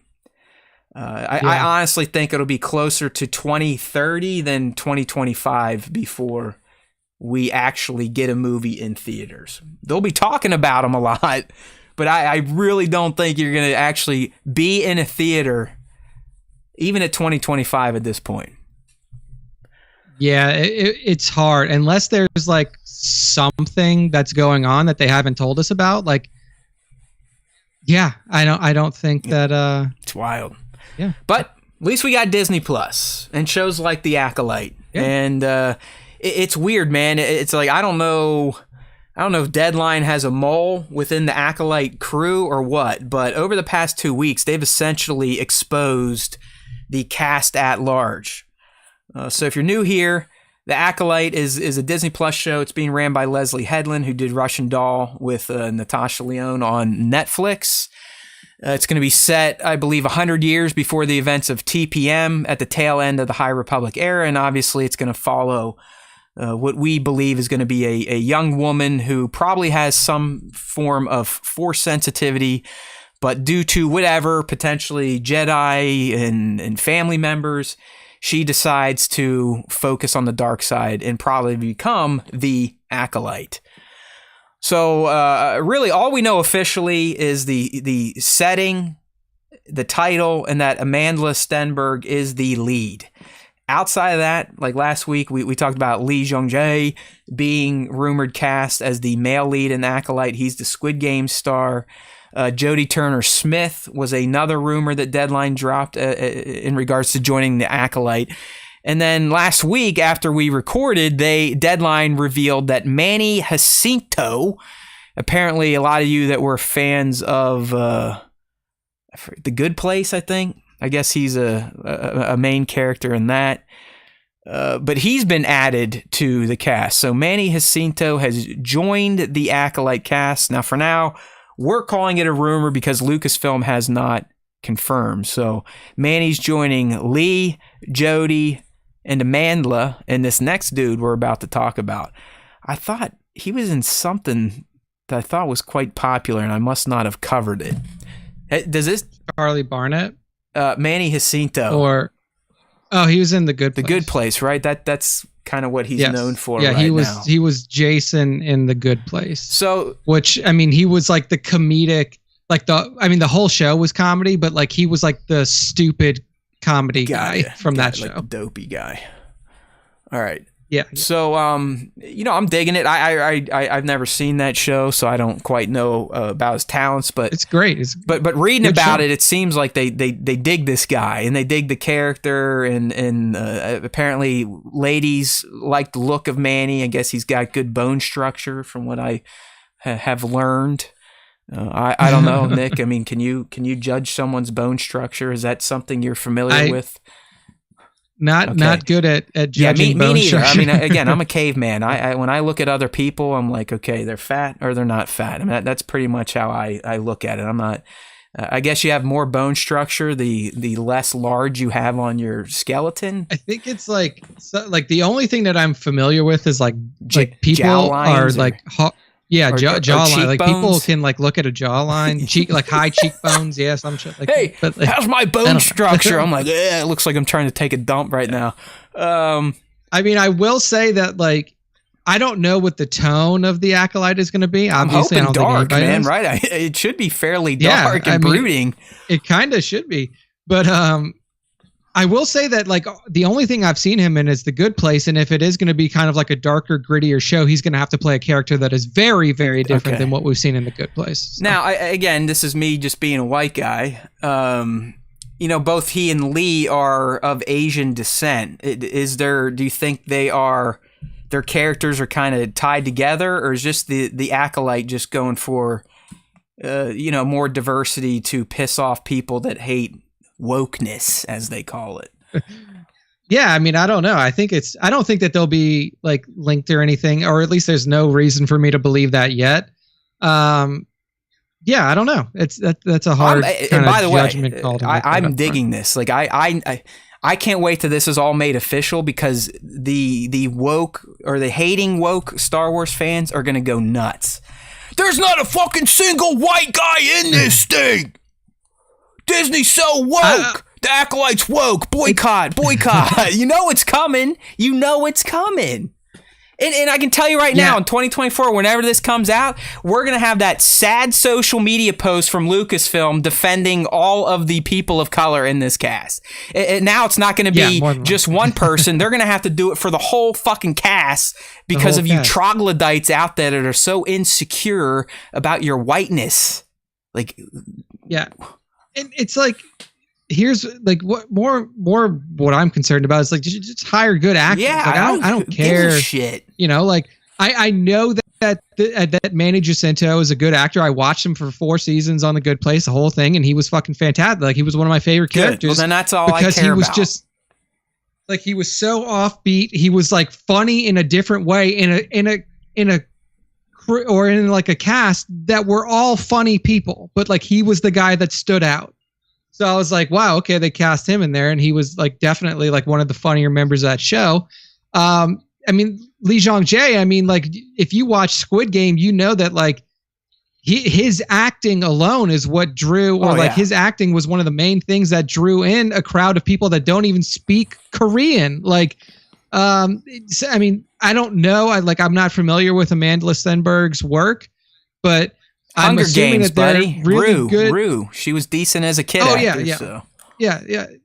Great as Rue in Hunger Games. I don't know any of the stuff that they've done since then, but I'm all for it. And then also this next one coming up, like Charlie Barnett. I'm not 100% sure. Russian Doll. He's the other lead in Russian Doll, by the way. So that makes sense. It's him and Natasha are the leads, at least in the first 2 seasons. Second season was definitely not as good as the first season, but and he's a good actor in that. Like he can kind of play a dopey guy, a caring guy, strong guy, an inquisitive guy, a sweet guy. I mean, really.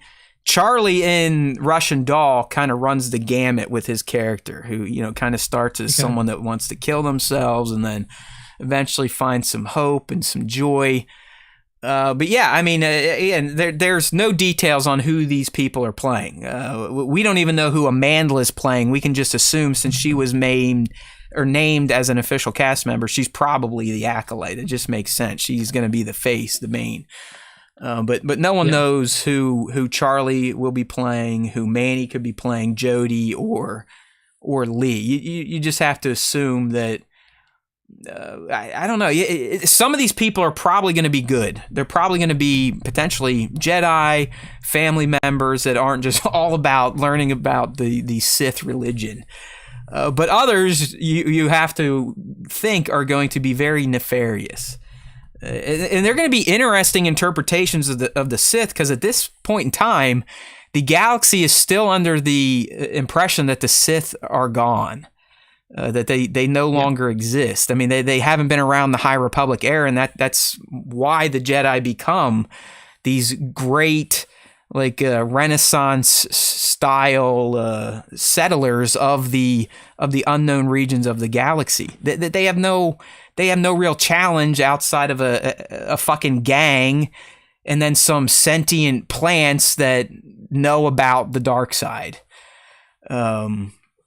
So the galaxy doesn't know. I mean, the rule of 2 is in play, but no one knows that there is a Sith Lord and potentially someone learning to be the Acolyte, which is their term for, Padawan, apprentice, you name it. Darth Bane, Nick, what's his timeline? He's not that far. Bane's like, no, Bane's further back than the Acolyte. He's like at least the established canon timeline of the Old Republic from like back in the day was like Darth Revan was like 3,000-ish years before Phantom Menace, and then Darth Bane was like 1,000-ish years before the Phantom Menace. So there was, and then this is like Acolyte's supposed to be like 200 years before Phantom Menace. So we're still pretty far away from that. We kind of have to assume that the dark side, at least through the rule of 2, has been able to exist under the radar for those 1,000 years, right? I mean, it's really not. It's truly not until the Phantom Menace where the Jedi start to sniff that the dark side could be returning. So think about that. I mean, literally, we're talking thousands of years. The dark side users were able to stay stealth. You know what I mean? They were able to stay off the radar, and it is. At least in my head, I'm thinking that the Acolyte is going to be some of their first movements to maybe make themselves a bit more public. Bat was asking about Plagueis, so yeah, Plagueis very well could be around at this time. Yeah, I know he's not a human, but I forget his exact race. So I mean, there's obviously a chance that he has a longer lifespan than a humanoid would. I mean, he's a humanoid, but he's not a human. Yeah, I think that he is does have a longer lifespan. It says that, I mean, his year of death is 32 years before the Battle of Yavin, which is how they What measure the time in Star fuck? Wars. How does that So- even work? Because like that's in the middle of the That's fucking what- prequels. You know, I mean that Yeah. Palpatine's already in play. I mean that's literally like the Phantom Yeah. Menace. Yeah, I don't know. I mean, like, let me see what this is like referencing, because this is on, the Star Wars fandom All right. wiki Well, and stuff like that. maybe Sheev took him out right before he became Supreme Chancellor, but Yeah. So this is what it says. It says in the Phantom Menace, Yoda states that there could only be two Sith Lords at a time. A rule of two is placed. Blah blah blah. In Star Wars: The Clone Wars episode Sacrifice, since Darth Sidious and Darth Maul were the two Dark Lords during the Phantom Menace, which Star Wars Galactic Atlas dates to 32 BBY, and that Plagueis and Sidious's master, Plagueis would have had to be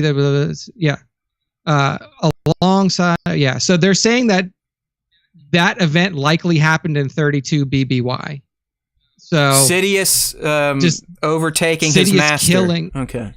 killing his All right. master. Now, and I'll So see. Sidious, what if you're date saying they- that, then Sidious was an acolyte for a long fucking time. a while, yeah. All right.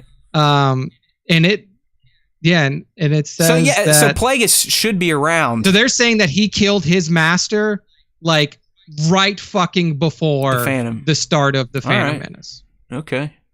So yeah, Plagueis should be viable for the acolyte. Yeah, I would think so, because we're he's- getting here. He should be. Bat said he saw. He doesn't know for sure, but it's looking like he can live 100+ years. So yeah.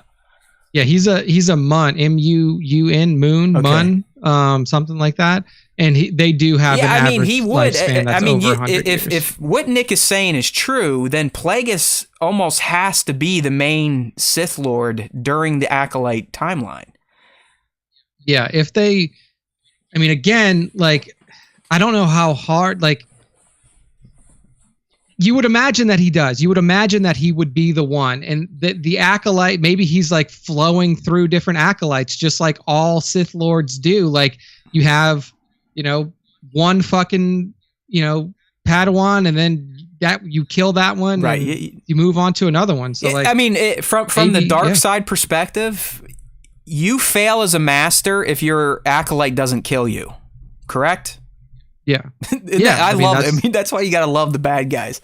Like, literally, for the good guys, you succeed as a master if your student doesn't fall to the dark side and becomes a beacon of light. On the dark side, you fail if you don't get killed by your acolyte. Literally, like that's how they ascend on the dark side. You have to kill your fucking master and then take on your own apprentice. You gotta love it. So yeah, I could see masters wiping out their acolytes if they didn't feel like they could be. And Go ahead. Like, if he's strong enough, or if you don't think that he was going to be strong enough, you just fucking kill this guy.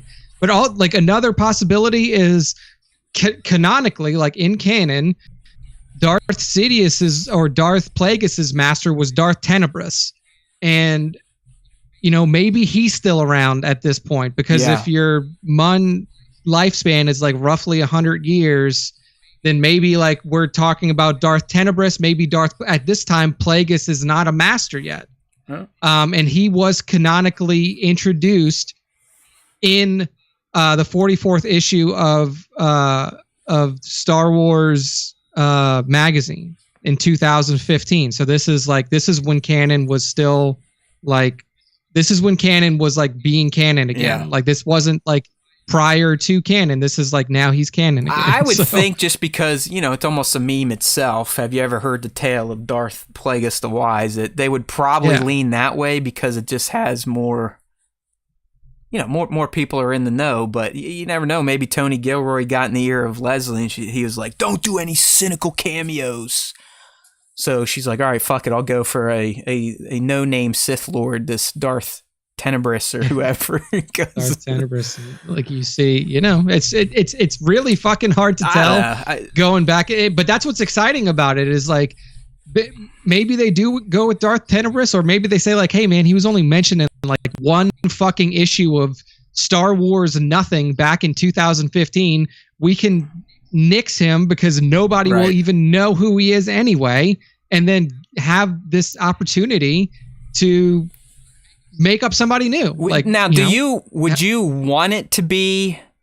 Because I mean, I guess we could argue that the Acolyte and whoever dark side people the Acolyte rub shoulders with, they could just be like the cult people that hung out on Exegol as well. You know, like that. They could be like Sith loyalists. Exactly. So I mean, I'm hoping it is one of the masters of the dark side, just because I think that would be more lore rich. But I think you could get away with, well, yeah, these are just those nut jobs that were. They've always fought around Sith Lords, and essentially they are their gods. They worship them. They chant for them. They're like monks almost. But I am hoping for a more direct connection to existing Star Wars than just, oh yeah, there's just dark side loyalists. Like, that's a little too vague for me. But I do think the Acolyte in our head, because we know nothing outside of it, should deal with the dark side and their struggle against the light in Jedi. It has very high potential for me, because has there ever been a Star Wars story told from the perspective of bad guys, like solely from the bad team? Yeah, I don't think so. Not that I can think of. I don't think so, because that's exactly what I was going to say is like, wasn't Chirrut referred to as like an acolyte of the, like, I mean, I know he was a guardian of the Wills, but like, wasn't he an acolyte of that temple? Right? I can't remember. Maybe I'm thinking about that wrong, but like an acolyte is just like a follower. Right. But in Star Wars, it's kind of become synonymous with, instead of a Padawan, you're an acolyte. You know what I mean? Like that, like Sith, Sidious wasn't calling Maul my Padawan. You know what I mean? Like, you know, hey, you see my new acolyte, this dude with the fucking face paint and horns on his head. He's a real badass. Shit like that. So, I don't know. I'm excited for this one, even though I really think it is going to ruffle the fuck out of sensitive people's feathers. Again, that these people that don't like the term woke or think it means something that it doesn't. Because of the cast, because it's ran by a female. And this is all sad stuff to speak, but you all know it's fucking true, okay? It's going to happen. You're going to get the backlash. You're going to get the official Lucasfilm apology, and it's just it's a shame. But I'm holding out hope that the Acolyte's just going to be something unlike we've ever seen. Because it's the bad guys. So. I mean, maybe it will show us, not that we need to see it, like this is what it would be like if we got to follow the fucking Empire through Vader. Like, that's what we want. It's okay to look at the bad guys as good guys for a series or two, right? Let's cheer for the dark side. I'm all for it. All right, dude. What are we at? Almost about 2 hours. I might as well just get right into the fan segment then. Yeah, you know what? Do you got the cards? It takes like 5 minutes. You got the cards? Let's do it. I need a little. I got the cards. All right, we're just going to do a little 5-question Matt Mando game. It's been a few weeks, and then we'll get into this week's version of the fan segment, which I'm guessing is going to be a bit lackluster because it was another shitty question of the week. So while Nick had some responses. Nick's picking out the cards. If you're new here, we do the Matt Mando game when time allows. It's probably going to go away for the foreseeable future because next week we're back to the vintage, some say infamous Star Wars time show deep dives into a Star Wars show or film. So what we do here sometimes to fill some time, Nick's got this Mandalorian card trivia game. He's going to ask me questions. And if I know them without using a lifeline, I get 2 points.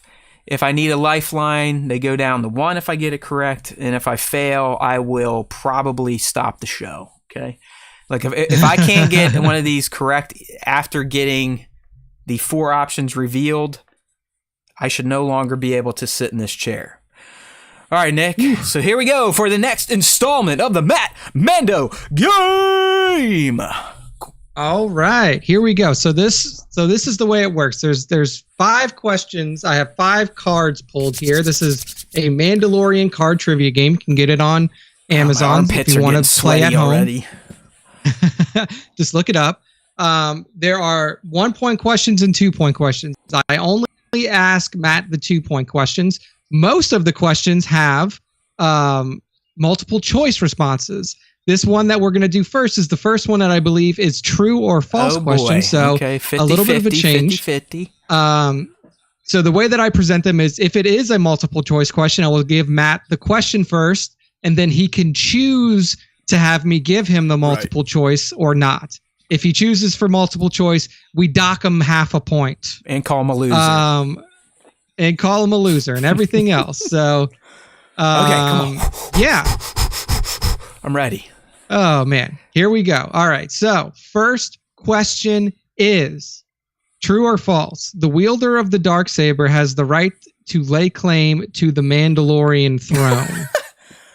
This is I will say this, that I'm not going to dock you for this one. I'll ask this and then you have your answer, because there is some like other things more than so I think I know where you're going for. So the first thing I'm going to say here is that there's a big caveat, and this should not be a true or false answer. The true or false does not work for the way this question was asked, and I'll explain why as I answer. If you are just holding the Darksaber, as in picking it up and holding it, you cannot lay claim to the throne of Mandalore. You have to physically win it in combat. Doesn't mean you have to kill your opponent, but you have to win it in combat. They either give it to you or you slay them. That's the only way you can lay claim to the Mandalorian throne. So it's absolutely not a true or false reply, but there you go. I still got it right. You got it right. So their reply. Yeah, let me hear this shit. What is this? So they said true. The wielder of the Darksaber has the right to lay claim to the Mandalorian throne. But Matt actually gave the correct answer. You have to win the Darksaber in combat in order to be able to lay claim to the Mandalorian. Whoever wrote that question should be fired. Yes. All right. Next feeling up, good. Says, on which planet did Mando finally reunite a creature looking for her husband? Oh, fuck. After I give you the responses, I know the exact. I mean, I could tell you the characters. I could tell you the season, the episode number. It's S2E3. Oh, yeah. What was the planet name, though? I need the options. Fuck. Yeah, I know. The options really make it obvious. So it's either A, Alderaan, B, Tatooine, or C, Trask. Trask, obviously. But I mean, I would have never, for some reason, that name completely got deleted from my head goo. Yeah. I'm sorry. It was such a quick hitter. Like, you're not spending a lot of time on this planet. There was nothing really big that happened on that planet other than like the introduction of the Night Owls. So like, that's pretty fucking big. Like, I blew it. I guess. I'm a loser. All right, let's go. I didn't fully get it wrong, but I got docked a point, so I do feel kind of like a dope right now. But okay, question 3. What do we got? Let me redeem myself. Question 3. Okay, so this is another one where it's like the question without the responses may be a little weird, but it says, where does Peli Motto live? Okay, well, she lives on Tatooine in Mos Eisley. Correct. Mos Eisley. Yes! Do they want to know who she lives with? She lives with 3 pit droids, R5, and now a BD-style droid. Not BD-1, but a BD-style droid. Thank you. And she fucks Jawas. Well done. She does. That is actually canon. Canon, bitch. Yes. Oh, man. Okay. Next up. What was stolen by raiders in the quiet Sorgon village? Oh, man. This is a fucking hard one, actually. So the Sorgon village is the village from season 1 where we meet. I could be mistaken, but I thought they were stealing their food and resources, right? So yeah, so here are the responses. Is it A, krill, B, banthas, C, crops? Yeah, it's and like their food. It's krill. But like I gotta turn off the show! Show's over! I just got one wrong! Wrong. Oh Okay. Well. Yeah. So. Oh my God. Krill. So Krill were the little the little guppies or whatever. The shit, like the little shit in those little like wicker fucking things they had. I mean, Exactly. And that's why, I like, generalize fun as stuff. like their resources, their food. I mean, I think that'd work, but since it was specific, I fucking failed. I should have asked for the responses. I have failed you, Anakin. I have failed you. Man. All right, last one. Dude, I've never missed one. These 2-point questions are a little bit tricky. Oh man. How are messages often being delivered to characters in The Mandalorian? So that's without the responses. With the responses, it's going to be super easy. Well, I mean, holograms. That is correct. Hologram. Right. Phew. Your other choices were letters or voice calls. Yeah, you know, Mando, he's a big fan of this snail mail. I mean, snail mail in space, nothing better. Letters? It's all letters. Like, again, who the fuck is writing these cards? Letters? But yeah, Sorgon Krill. Generations of farmers have seeded glowing Sorgon Krill in the Nick's pools. rubbing it in. dotting He the even serene went to lands- Wikipedia to just let me know that I suck and don't know shit about the This is the Mandalorian. Official Star Wars database. Ah, so that's what it was dude. from. But, Oh man, that one's a tough one. Sorgon Krill, man. I gotta say. I mean, if I would have just been patient and taken the 1-point doc and had you read me the shit, I might have got closer. But fuck. But I really do. I feel like a loser. But oh well, we'll move on. So that's always fun when we got time, except when I lose. I don't feel great right now about myself. Except when I lose. I feel like less of a Star Wars fan currently. But oh well. Speaking of Star Wars fans, we have made it to the Star Wars Time Show fan segment. That's right. Every week, we dedicate a segment not just to Star Wars fans in general, but the ones that we've somehow convinced to follow along with us every week on the Star Wars Time Show, either in the live stream or listening on podcast platforms. So the first way to get in is through our question of the week. We host it over on Instagram at Star Wars Time Show. It's quite simple. You just have to look for it in our stories or in the post, read it, use your brain, then use your digits to type a reply. Depending on your reply or how many replies, really that seems to be the big measurement these days, we will read and discuss your comment on the show. So this week's question was, what are you most excited about for the 3-episode premiere of Andor? Nick, I'll start with the one story, and then I'll turn over the comments to you. We can always count on our boy Ripictan for a story reply, and I know we did him last week, but I didn't see many others, so I was like, fuck it, might as well go with it. This means it was another shitty question. I don't know what Nick is going to find, so I'm going to run with it. So here's what Ripic had to say. I'm just stoked in general to finally see this show. That was announced a while ago. I think he's writing a little rap right there, a rhyme, that no one seemed to care about for a long time. It's kind of like a haiku. And now it looks like one of the best Star Wars shows via the marketing and trailers. And I'm pumped to most likely be talking like Skarsgård's character all week. So if you're not familiar with Skarsgård, that is the relative of the Skarsgårds that really enjoy shit videos. Okay? That's right. So, if you didn't know that, there is a Skarsgård family out there. All right, so nice. I mean, he is right. It is a show that it was announced even before Kenobi was officially announced. So we're talking probably 2019-ish, right around when Disney Plus came out. And it did just kind of disappear because The Mandalorian took over and dominated our imaginations. But now that it's here and ready to be birthed unto the world, I think some people are like, oh shit, this thing has some chops. All right, Nick, go ahead. Take it up.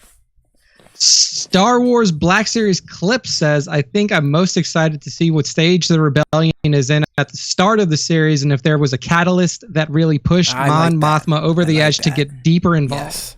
Yeah. Yes. And then he says he's also looking forward to seeing Cassian infiltrate the Empire for the set designs, potential cameos, and interactions he has while inside. So stoked. Hold on. We got to remind Black Series Clips that cameos is a bad word when we're talking about a Tony Gilroy produced Star Wars property. So there are no cameos. The only character that you know in this show is going to be Cassian Andor because he has to be in it. And Saul, that's it. Tony was specifically told, like, they told him specifically, they're like, you have to have Cassian in the show. The show is named Andor. It's named after Cassian Andor. He has to be in the show. So that's why he's in it.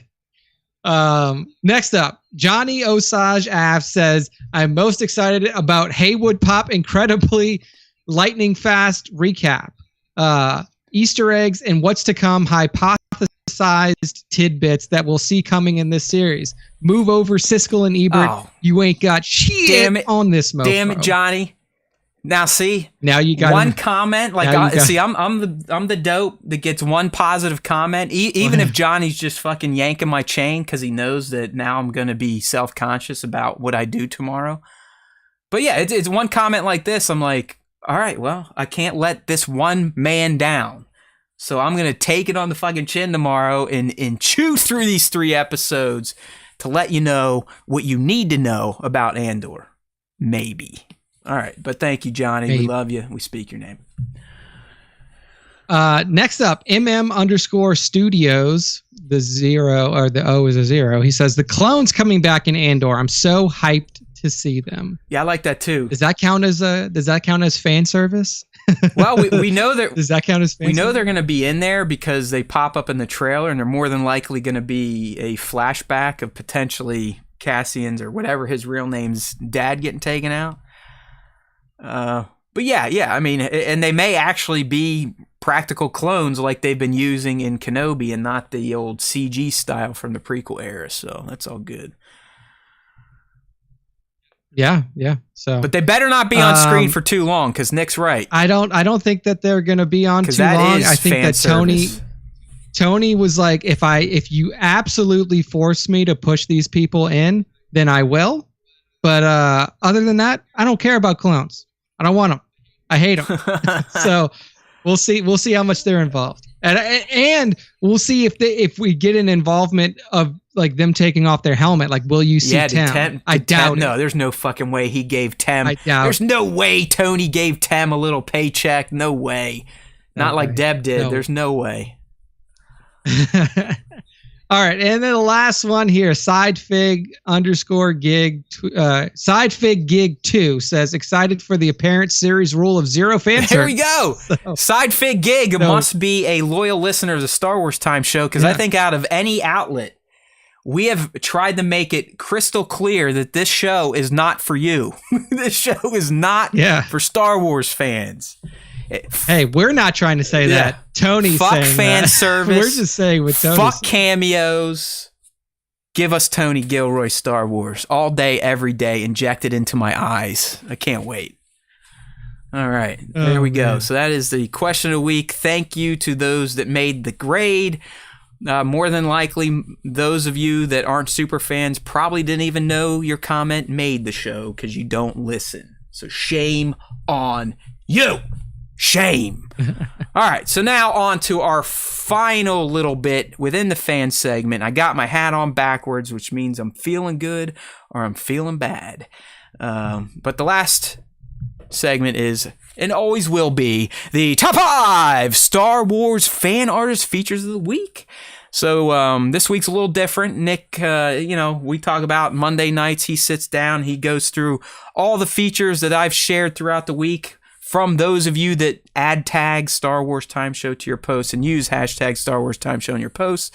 But this week, he had one too many hot toddies and fell asleep. So I got to pick the top 5. So I did double duty this past week. We're talking 9/12 to 9/19. I featured them and then I anointed them. So here we go. Right. Up first. Full king. To kind of, I know she's not going to be in it, but to kind of honor Andor and some of its cast and the rebellion, I included a great shot from Manny _Johnson 69 of Jyn Erso and her sexy self casually walking away from blowing up 2 Death Troopers. It's a I really like the explosion effects here. The I think that's practical fire, practical explosion. I like how that orange lighting kind of contrasts with that greenish, aquish lighting coming in through the window. Jin's pose is great. Like I said, she's walking away. It's what do they call that, Nick? It's like they do it in every big movie where the hero walks. It's the cool guy. Yeah, it's like where the hero's walking Never away. look at your explosion. Exactly. Never look at your own explosion. That type of thing. And that's exact. Jin buys into that mantra so much she's staring down at the fucking ground, walking away as she murders a few people. So it's a great posing here, great atmosphere, and a cool setup from @Manny Johnson. Definitely fun stuff. Okay. This next one is insane. Yeah, this next one's badass. This is coming from our boy Jason B. Michael. It's a good crossover shot featuring the Iron Giant, which in Jason's initial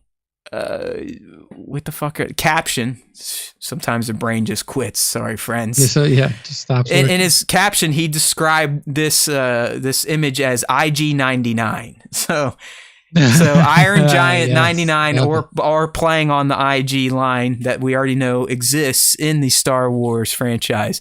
So you got the Iron Giant, he looks massive. He's like grabbing TIE fighters and TIE bombers out of the sky. You got little AT-ATs at his feet that hardly even come up to like his shins.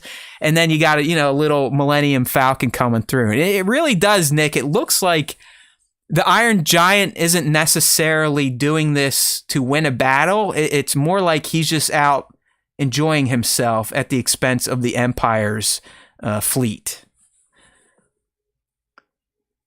Yeah.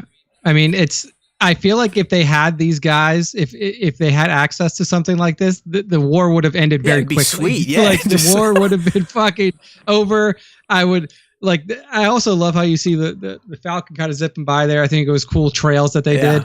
But I wonder too, because like the Iron Giant is huge. Do you think that like the scale is actually closer? Do you think that he's actually closer to the size of an AT-AT? Yeah, I was actually gonna bring that up. I was like, based on how Jason used scale in this image.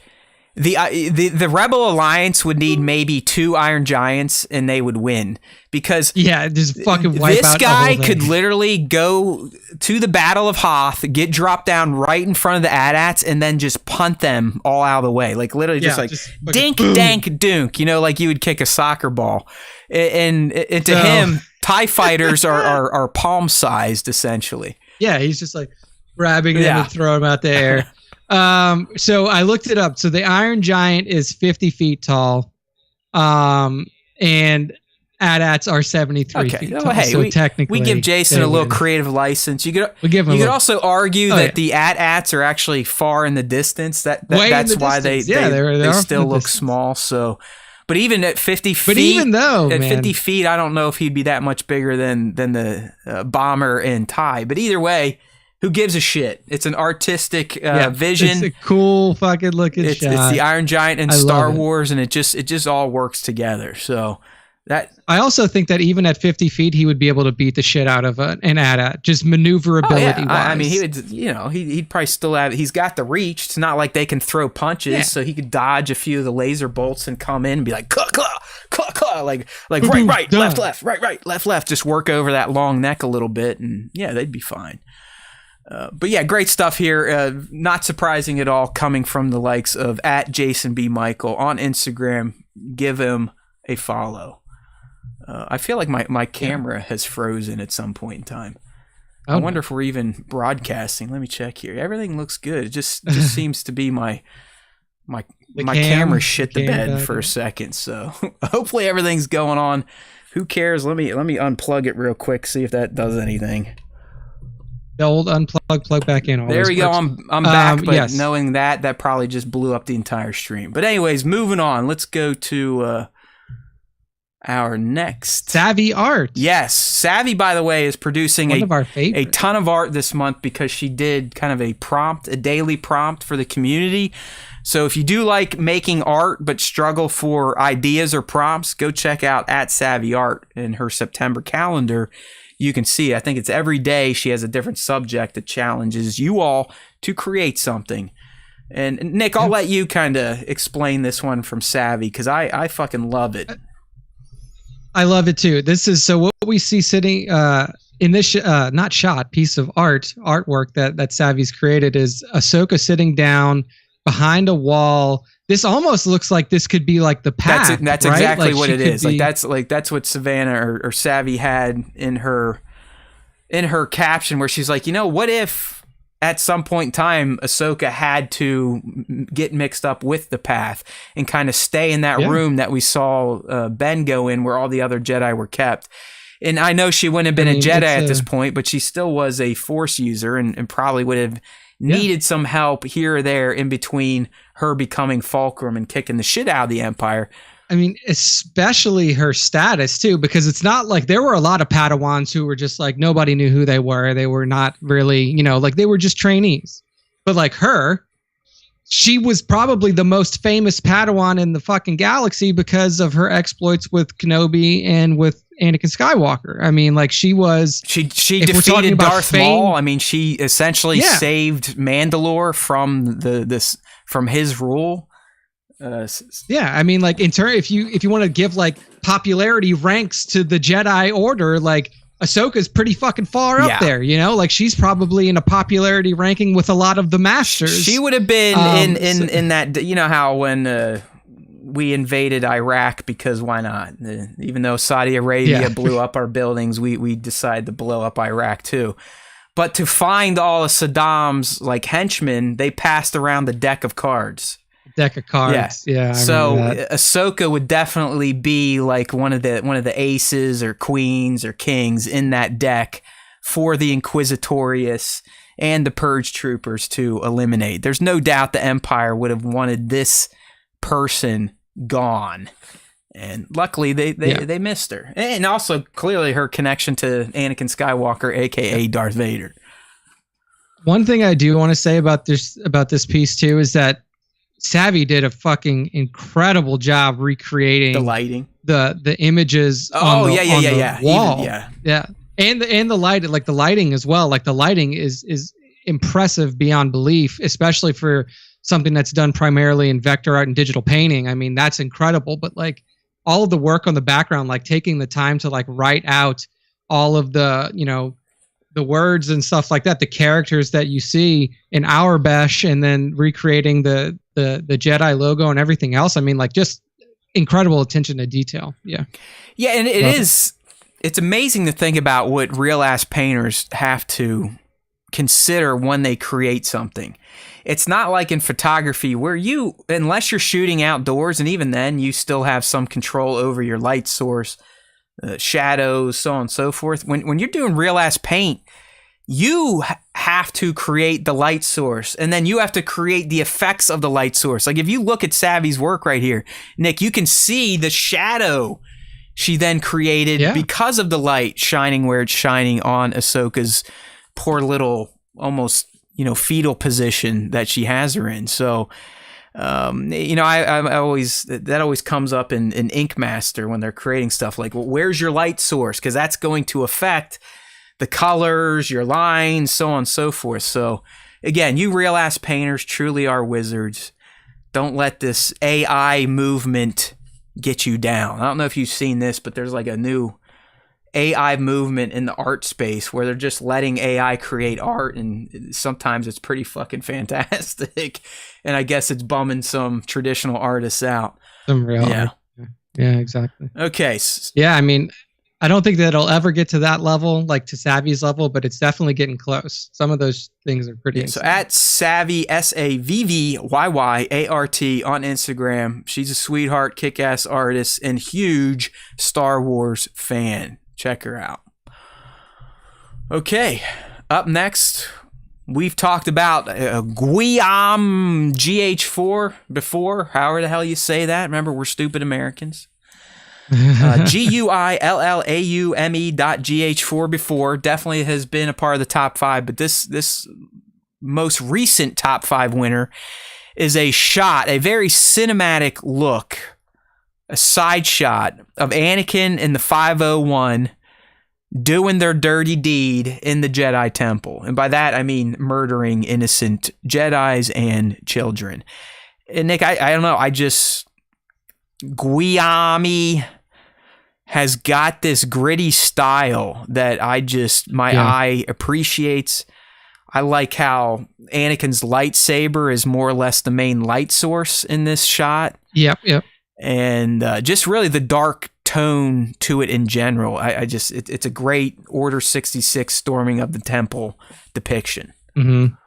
I love how he uses the light source to like illuminate little particles in the air, because I always enjoy that, like especially in like video games with like ray tracing now, where you have like light sources coming in and you see like this dust kind of floating through the light source. I love how he did that around Anakin's lightsaber. The posing obviously is top notch, and it just does it, like it gives you this sense of foreboding, because you know essentially like this is him getting ready to kill a shitload of kids. I mean, I know it's just a figure and the sculpt's a sculpt, but for some reason you can feel the anger and pain in Lord Vader's face here, Anakin, if you will.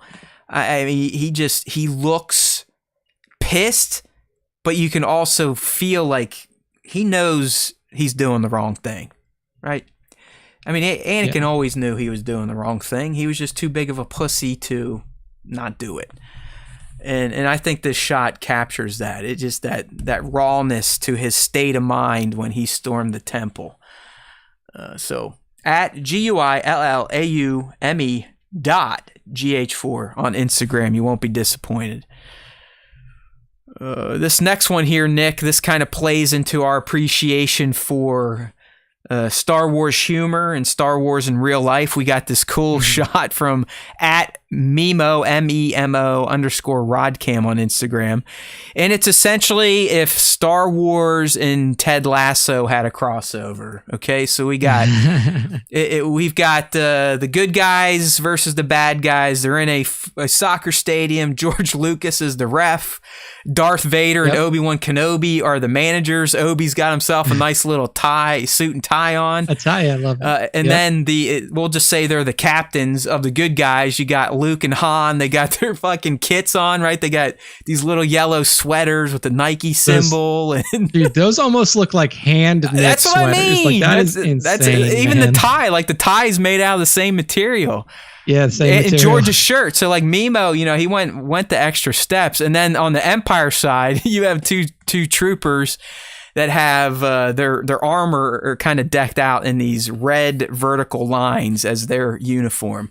And, they got the soccer ball there, and it looks like there's a little bit of there could be a disagreement maybe over the coin toss or how to start the game, because George, like I said, as the ref, is stepping in with his arm in between Vader and Kenobi. Hey. Like, all right, guys, back it up, wait for the whistle type of shit. I also like how the stormtroopers, like one of them has clearly been blasted. Like he's got a giant scorch mark on his chest. He's got one across his head. Like this dude's seen some fucking battle. No, man, it's a fun shot here. And I don't know if anybody else has been watching it, but there's a show there's like a docuseries on Hulu now about Ryan Reynolds and Rob McElhenney. Their new soccer team that they bought like a couple years ago. It's called Welcome to Wrexham. Is it good? And it's so good, dude. Like it's like you get to see the inner workings of like an admittedly lower level league soccer team in the UK, but then you also get like the comedy angle from Ryan and from Rob. It's and real though, it's right? Been a really cool show to follow. It's real. A real it's 100% team, real. but they're there kind of doing their comedy thing. While it's almost like a reality show, but comedic. It's a reality show based around the rebuilding of this very real soccer franchise that they bought. Like Rob McElhenney reached out to Ryan Reynolds on Twitter. They had never met before, but they were like Twitter friends, and obviously they knew of each other because it's Hollywood. Right. Like Rob McElhenney reached out to Ryan Reynolds and was like, "Hey man, I want to buy this soccer club." and they did it. They spent £2 million to buy the club. And like the show is literally about them trying to rebuild this organization. What's it through? Is it YouTube, Hulu? Hulu. Yeah, it's Hulu. It. So if you have Hulu, I if you do have the for Disney now, Plus but bundle, I then need you to cancel because for some reason I like paying $11 a month to Spotify when I get Apple Music for free. It's the same fucking thing. Like I don't need Joe Rogan. I don't need the podcast. I can still listen to Spotify for fucking free anyways. So one of the reasons I think subconsciously I've not canceled my Spotify is because I get Hulu through it. But I honestly think outside of... There's some good stuff on there. I mean, one-offs besides this and that Prey movie, I think a lot of the shit on Hulu you can get on some of the other streamers.